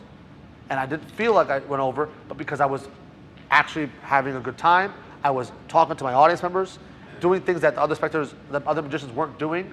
And I get it. They're doing an act that's based on competing. I don't compete. I'm not a competitor when it comes to what I do. I'm here to have a good time, not to win a trophy. But I will say one thing, not to toot my own horn, but the judges said, listen, we can't give you the trophy for winning, but can you come back and lecture for us and do a 1 hour show for us? And I was like, I'll take money and a spotlight and a marquee over the trophy any day, you know. And then COVID hit, and then 2 years later I was there. But point I'm making is that, like, to me, there's way more value into like just like relating, talking, making jokes, having something like me. I like to bust chops, and I can get away with it to a point, but I know how to push the envelope. Sean is not a small man, and by the way, looking at him, he's got cowboy boots, he's got tattoos on his forearm. I'm not gonna mess with this dude. Right? But I will talk a little shit. But he has to know that I'm doing it in a way that he knows we're on the same side. And the jokes that I'm making are going to be jokes that he would make about the same person if he was in front of that person. It would not be about things that hurt his feelings. It wouldn't be about actual things that he might be self-conscious about. It wouldn't be things about gender, race, sexuality, none of that stuff. Because those are too easy and too basic. I can make a joke about, so do those come with the 45 Magnum, or is it just like, it's just, you know aftermarket? See, you know, and let people just kind of riff and play along, you know, whatever the jokes are. And I've been fast enough, and I've been blessed to be around New York and New Jersey, and having that kind of persona and camaraderie with my friends to be quick-witted. I was never the big guy in high school and grade school. I always had to rely on like being funny, being kind of like witty, being able to run fast if someone was was not getting the joke. So I was quick to this. It's a thing that I do when I walk into a room. I case the room and I look for things. I go, all right, Bill's gonna give me shit. I got something to say about him. I know what I'm gonna say about you and you and you, but hopefully you're all nice and I don't have to say anything. But it's just a defense mechanism that I've been doing for a long time, you know. But like, believe me, if someone starts to get mouthy, I'm like, bam, bam, bam, bam, bam, bam, with my words, and then that person goes, oh, we're not gonna play the game with him. You know, and then there's fun ways to do things. You know what I mean? So like, for example, just one little bit. If Sean's already sitting down and I'm already sitting down, and I go, Sean, nice to meet you, and he stands up with me, the first joke I'll make is go, oh, you're a lot bigger than I thought you were. I'm not gonna make any jokes, and that's already right away. You know, right away I go, okay, no more. But I can still play, but I've already acknowledged he can kick my ass. So anything I say, it's me knowing, okay, we're just joking because I'm actually not gonna hurt your feelings, regardless of his size or whatever. But it's acknowledging this thing that people go, oh, because you already know my style of performance is you're gonna go, this guy's gonna push some buttons. I wonder if he's gonna push buttons with this guy. Oh no, he's acknowledging he's not gonna. Funny, you know. If you saw my lecture with the kid, or the little boy, like I was being mean to him, but I wasn't really being mean. I was busting his chops. I was giving a little bit of a ribbing, but I would never want to make the kid cry. And there was one time I brought a little kid up on stage, and I was like, hey, what's going on? What's your name, Timmy? And I was just like, and I didn't say anything even mean, but I think he was just nervous, and he started crying. I'm like, this is why I'm not allowed around children, you know. And then but I really made sure to make him feel happy. I made some jokes. I made like a fart joke or something like that, and I made him realize he was safe, you know. And then I made fun of everyone else, and I realized don't even touch it with that kid. So like those are little tricks when dealing with performances that really, really matter, almost more when you're doing impromptu stuff. Because I don't want to be this like, all right, my name is Mark and I'm going to do a show. It's like, no, we're just hanging out, talking, let me show you a cool thing. You know, because we all know people that are funny that don't translate well as like, oh, you should be a stand-up comedy. No, he shouldn't. He's just the funniest guy at the bar, or the funniest guy in our friend group. Doesn't mean you're a good comedian. But there's something to say about being the funniest guy in your group and using that as a style of performance. you know, making jokes, making kind of comments. Like doing this is kind of a dickish thing to do, you know, like, oh, find a car. You know, let me know when I'm going to find it. He's already going like, oh, you got me. But it's not a you got me and I don't like it. It's a you got me and it's funny, you know. So those are the kind of things that I think about when it comes to not the trick so much, but what you're experiencing when you see the trick. You know, that's what gets me more business than anything else is feeling like, oh, well, I want to hang out with this guy. That's what I want more than anything else is I want you to think that you want to hang out with me. I'm boring. I don't drink. I don't do drugs. I don't watch sports. I play pool, and that's about as much as I really do. And I have a dog, and I do that. And I'm not a great hang, but if you can think that I am, you want to invite me to your party, and that's what gets me the business, right? So that's another little talk about. When someone asks about marketing, it's little tricks that get you into people's psyches. Like, you know what? Do I want to hang out with a guy who's like very clean cut and professional? Depends on the gig. At my house party, my housewarming party, not really. This guy is a fun time. I want, you know, or if I have a trade show, do I want the guy who's like finger gunning it to everyone, or do I want the guy who's like clean cut and is all business? You see what I'm saying? So Paul Gertner might not be great at one place, and he might be wonderful in another place. I might be horrible for that one spot, but oh man, I want, you know, I got invited to do Sturgis. Do you know what Sturgis is? The bike route, the bike, yeah. Like, I mean, imagine Paul Gertner or Bill Malone at Sturgis. I don't care how much denim or leather he wears. They're gonna go, you a cop? You know? I walk in, they're like, you know, I did magic for a Hell's Angel one time. This guy was 2 Ashans, 2 of them. That was huge. That was 8 foot tall, 6,000 pounds. This was a monster. That was built wide as this table. Scary as hell. And he was like, what's your name? He's like, Killer. I'm like, of course your name's Killer. Like, is that your nickname? Nope, my mom named me Killer. Like, that, like I'm not kidding. This is the kind of guy. Imagine this guy in your head. Scary. And I was like, don't kill me, you know. And I have a buddy who was prospecting. He goes, can you show them the magic? And I'm like, I'd rather not. If I'm being honest. He goes, no, they'll love it. I'm like, no, they won't. And in my head, I'm like, all right, well, I'm either going to be me, and this will be the last time I'm me, because I'm dead after this. But I can't do another version of this, so I'm just going to do what I do. And I kid you not, the guy was like, and mind you, I'm here. This is, my phone is me, okay? Because the guy is this big, and this is my forehead, and he's like, and he goes, man, that's real good. And he hugs me, and I broke 2 ribs, and I was like, okay. If I make it out with 2 broken ribs, better than being killed, you know? But it came from just like having fun with them and it being a thing where it's like, there's no malicious intent. Even though I made you look one place where it's really another, you know, they were like, man, I like that. And it was like, bam. He was like, hey man, good to see you. Like, the same, but I was like, yeah, man, it's great.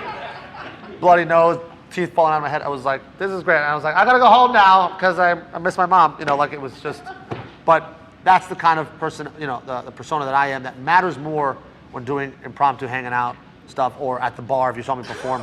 I want it to feel a little more organic. And even then, I did go into certain modes of like, all right, let's get into this routine because I got to do another set after this, you know. But if I treat what I'm doing, that's not, like it's not a set. It doesn't feel like you're watching a show. It just feels like you're interacting with a human. It's like a one-man show almost, you know. Like when you see someone like that, like Mike Birbiglia or like Christopher Titus, Robin Williams. They're not doing stand-up. They're talking to you and they're expressing themselves about their life. It just happens to be with playing cards or with a microphone. Sean, thanks so much. Yes, sir. It's 5:40, by the way. So that means we have another 20 minutes before it's time to close up, and then we'll do some dealer stuff. But I wanted to just make sure if there's anything specifically, slights, technique-wise, that I did not cover, because I want to talk about that too. But yes, sir. Question. Sorry, It's okay. to get you off track, but just to respectfully remind you, you mentioned about your trick about remembering people's names. Thank you for reminding me about memory stuff. So this is a weird thing, right? Because there is already a lot of literature out there in regards to memorization of a lot of things. Names. I know Harry Lorraine has stuff about memorization. And there's a lot of things, once again, not magic related, that are just about how to memorize names, numbers, words, a lot of things. And I recommend that you look at those books and read those books. But what I do personally, and if I'm going to be in a room full of folks, and mind you, right now it's hard for me to do because I usually start it from the beginning of my set to the ending. And because the lights are pretty abrasive, I can kind of only see like Ian's face a little bit. I'm sorry. It's okay. I can see Jonathan's face. There's some faces that are just, I can't see. There's some people that I know from like the whole weekend. I've spoken to Ivan many a time. Sergio and I have hung out. Matthias and I have hung out. So like, I know some names, so that's not fair to be like, oh, I memorized those names. I've talked to them all weekend. But like, for example, Susan, I think might be our first time interacting together. Carlston is our first time hanging out together, right? Carl. Kurt. I can't see what it says. Kurt, I think it's our first time interacting together, right? So there's a few of us that I really haven't talked too much. Jake and I, behind the camera, you know, he helped me backstage a handful of times. So what I'm doing when it comes to memorization, at Speakeasy Magic, right, there are, in a sold-out show, there's 14 tables, which means there's 14 magicians. And each table has 10 people. So we're talking about 140 people. Now, in that evening, I'm only performing for 5 tables. The magicians rotate. And in an hour and a half, you hit 5 tables.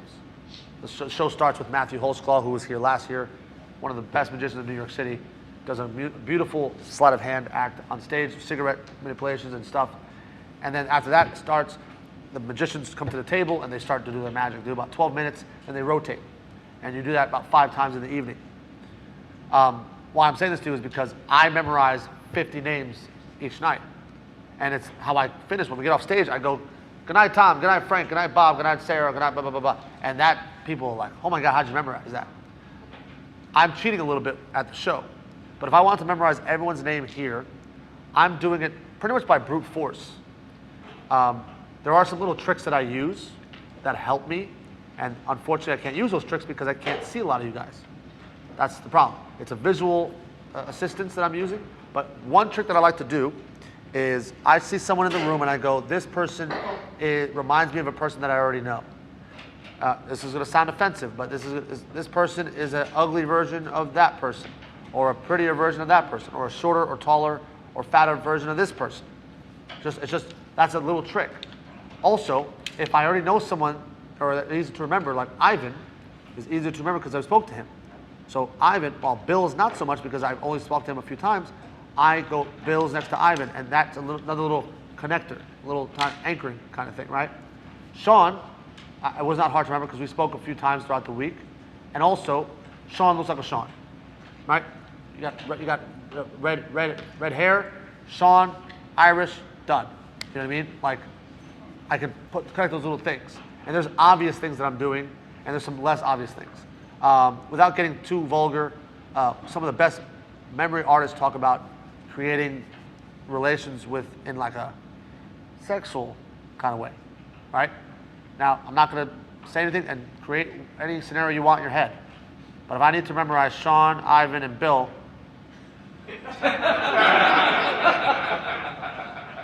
Sean and Ivan are not shaking hands, you know what I'm saying?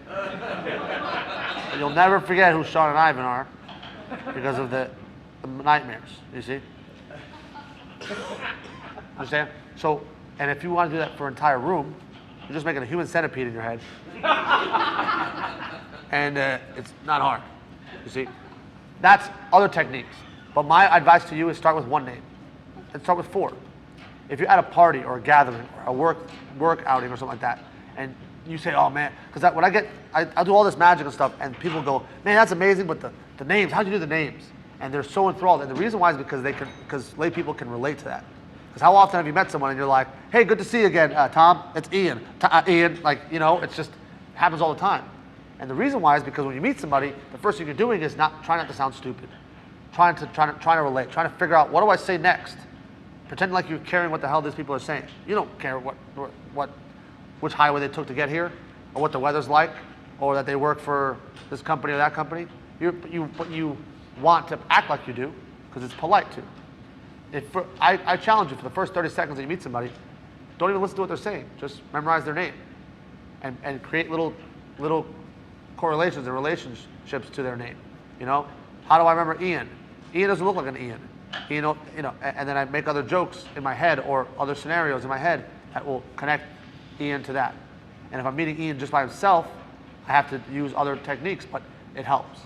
When I'm doing 50 people, I just do brute force. I go Tom, Frank, Joe, Bob, Larry, Sarah, blah, blah, blah, blah, blah, and I'm just kind of saying it over and over and over. And in the show, because I don't ever say I'm going to memorize everyone's name in this room. Challenge.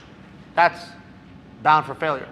Because if I get one name even remotely wrong, I say Tim and it's Tom, my credibility goes out the window. But if I go, hey, what's your name? Matthias, nice to meet you. And your name? Sergio, Matthias, Sergio, your name? Crendel? I'm saying it right, Crendel. Okay. Matthias, Sergio, Crendel, Brandon. I don't remember any of this shit, but I'll try. Brandon? And so I'm already setting it up for like, he's not gonna remember it. And if I do, that's like, wow, it was pretty good. You know? If I'm dealing with like ethnic names, right? I'll go ethnic, and then Kurt, that's the hard one, Kurt, and I make a joke about it.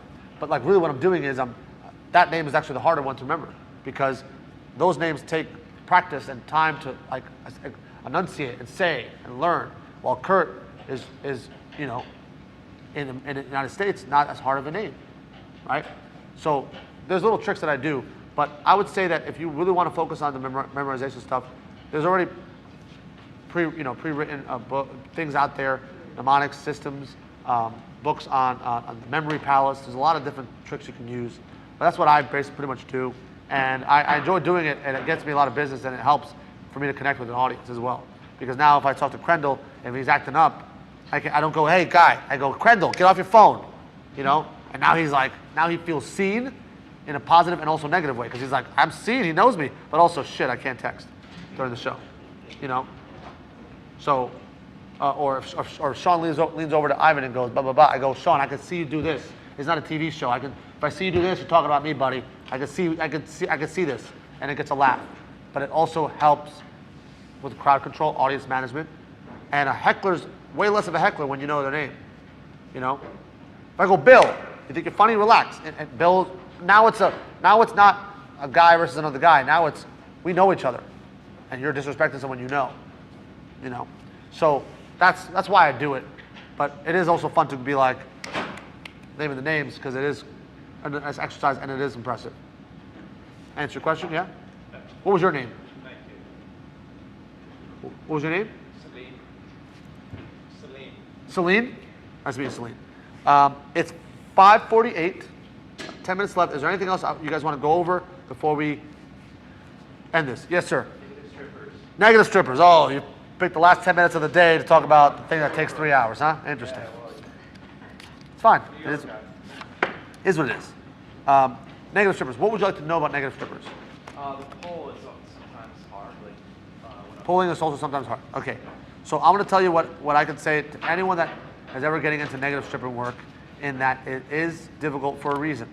It's not supposed to be something that is easily found in the deck. And right now I'm just pulling out the aces, right? Because that's the work that I have in them. But what I would say is, and I put the negative work into these using a trimmer, Todd Lassen trimmer, okay? But if you want to put negative work into your cards, you get a nail file, okay? Take the 4 aces, put them in clubs, hearts, spades, diamonds order from the bottom to the top. Take the nail file. Take the nail file. When you buy from, bought this from CVS. You go 1, 2, 3, 4, and just the width of the nail file. You do that 100 times. 100 times. And try to be as consistent as possible. 100 times. Rotate it. Do the other side. 100 times. Wait, so you don't go back and forth? You go one No. If you go back and forth, you're going to rip up the card. I hear you. Go one direction. Okay. One direction, okay? Then, there's a trick. After you do 100 times, rotate the cards. Do 100 more times. So you can do this 400 times on one side, okay? It's going to probably do a distinct amount of damage on the card, but it's okay. Because now what's going to happen is, put those cards into the middle of the deck. It should be a pretty pronounced gash in the card. That's okay, because the next time you do it, you'll do it 80 times. You'll do it 70 times. You'll do it 10 times, whatever it is that you feel comfortable with. When your fingers are holding on to that position of the cards, if each hand had a pressurized meter, right? PSI, like when you're adding air to your tires. The amount of pressure that my hand is putting into gripping the cards, let's call it 100. Let's call the stripping hand 100 as well. Nothing's going to happen to these cards, okay? The cards are not going to come out. If I start releasing pressure on my left hand, the grip hand, to about 70, whatever, I'm just making up a number, right? It'll start to do something. See that? So what you're realizing is it's not an even amount of pressure being released, but it's some amount of pressure being released. And eventually you'll find the right combination of 70, 60, 80, 20, whatever it is for you. It's all different. That'll remove those cards. Where do you move those cards in the deck when you're trying to? One more time? Do you move those cards? So when I'm practicing, I'm just putting them, I don't know, I try to evenly distribute them. Okay. But when I'm practicing, I try to do one card. Just one. Yeah. So when you make a card, you can make one card. I do 4 because then it's putting even distribution of those cards instead of doing it with one card and then having one card be uneven. You're more or less making them all even. Okay? But I put them all together. Put them in the middle and try to pull out all 4 cards as one. But I like to focus on one card at a time. Cut that card into the middle. You can even see it, and you practice getting that one card out. Another thing I would say is buy the Jason England video. Sub Rosa, get that. Another thing you can do is find other literature out there. Bruce Cervone has the Cervone Castle notes. I have some stuff out there. I have a lecture with this stuff. There's a lot of places you can go, but negative stripping is still an elusive thing. It is being used still by people, but I don't think it's being used much out in the card cheating world. Hence the reason why it was so hidden was because people were still using it. But that's kind of a misconception nowadays. Thank you. Any other questions on the negative strip? And I could talk about it for hours, we just don't have the time. When you're trying to pull those aces in your hand performance, do you try to put them in a particular location when you're pulling? Or do you So if I understand what you're saying correctly, after I've pulled them, what do I do with them after I've pulled the cards? I mean, let's say the deck's set up, you've got those, and are they even distributed? Is there an easier place? When I'm practicing, so when you practice, you want to have them all over the place, so because that mimics real life, right? I can't control those cards are going to be after the cards are shuffled. After the cards are mixed, I can't control where those cards are, but I need to be able to practice to be able to pull those cards when I need them, right? And in the case of I'm using them, for a gambling demonstration, what I would do is I'd say put those aces anywhere you want in the deck, right? And then I'd say shuffle them up, wash the deck, mix them up as much as you'd like, okay? And when you're done, hand me the deck. I can do this blindfolded or whatever. I'm just gonna go by feel alone. If I want to make it seem like I'm doing some other thing, I just gotta spread the deck and look. Okay. Perfect. It's 23, 32. It's 1. And now I'm making it seem like I'm, doing this. Yeah. And now it looks like I'm using this almost superhuman technique of memorization and controlling and skill. When really it's like, nope, there's a little cut in the card, so I can feel it. You do more than 4? You step them? So you can make with a trimmer or with a nail file. You can make. I would say it's comfortably up to 5 different packets. So you can do aces, 10s, jacks, queens, kings. I have a deck, but after a while, all the gouges start to look like, a gerbil was nibbling at your playing cards. So, but if you were to cheat like gin, right, you can have many sets, and it doesn't matter because as long as it's a combination of those sets, when playing gin, you can just strip out a bunch of them, and then you give yourself the hand that you want, right? So that's for cheating. But for Magic, I always have in my deck the 4 aces stripped. I also do have work on. I don't know if I talked about this much, or if you heard me talk about this, but I have some work in which. What was I'm sorry, your name again? Brian. Brian with a B? Yep. Brian, name a card, Brian? Ace of spades. No aces, sorry. 9 of diamonds. 9 of diamonds. Okay. So right now, you know that the aces are the only ones that have work in the deck, right? But I just found the 9 of diamonds like that. Nice. using negative strip cards. And this card's not negative stripped. But I use the aces themselves as almost floating locator cards. And when I start off with the aces evenly distributed amongst the deck. And you can't see this from where you're sitting, but I go name a card. 4 clubs. Okay, I look for where the 4 of clubs is in relation to an ace, right? Right now, this 4 of clubs happens to be a card that's nowhere near an ace, or kind of far from an ace. So name another card, but look at the chances of getting close. What's that? 2 hearts. 2 of hearts. Okay, 2 of hearts is 3 cards away from the ace of hearts. It's 3 cards in front of. So what happens is when I use the negative strip card, I can cut that card that I know is next to the 2, right? If that ace is there, and I know I'm 3 cards away from the top, and I can then strip cut whatever and find that said card, which is what I did with the 9 of diamonds. So there's just some interesting things you can do with it. That just with 4 cards that if I want to ever find the 4 aces I can do, but then I can also use to find, and it gives you like this gambling, cheating, expert kind of thing with 20 years less work. I want to say thank you guys for coming to this. I know it's been a very long week. It's been a very long week, and I had a phenomenal time. This was my first time performing at Magic Fest. I've been to Magic Fest before, but this is probably my favorite for many, many, many reasons. Aside from the fact that I was working it, I had a great time with everyone. Please, if you don't have me on social media, find me. It's Mark Calabrese on Facebook, MagicMark52 on Instagram. If that's hard to remember, that's fine, because I'm the only magician named Mark Calabrese with a throat tattoo, so not hard to find. Of course, you find me on Vanishing Ink. If you have any questions, you contact all the guys there. This is being recorded so that as a download, you talk to them. I'm sure they can figure something out to make sure you guys get these downloads. Guys, thank you again, but I'll meet you guys over there, okay? Thank you, guys.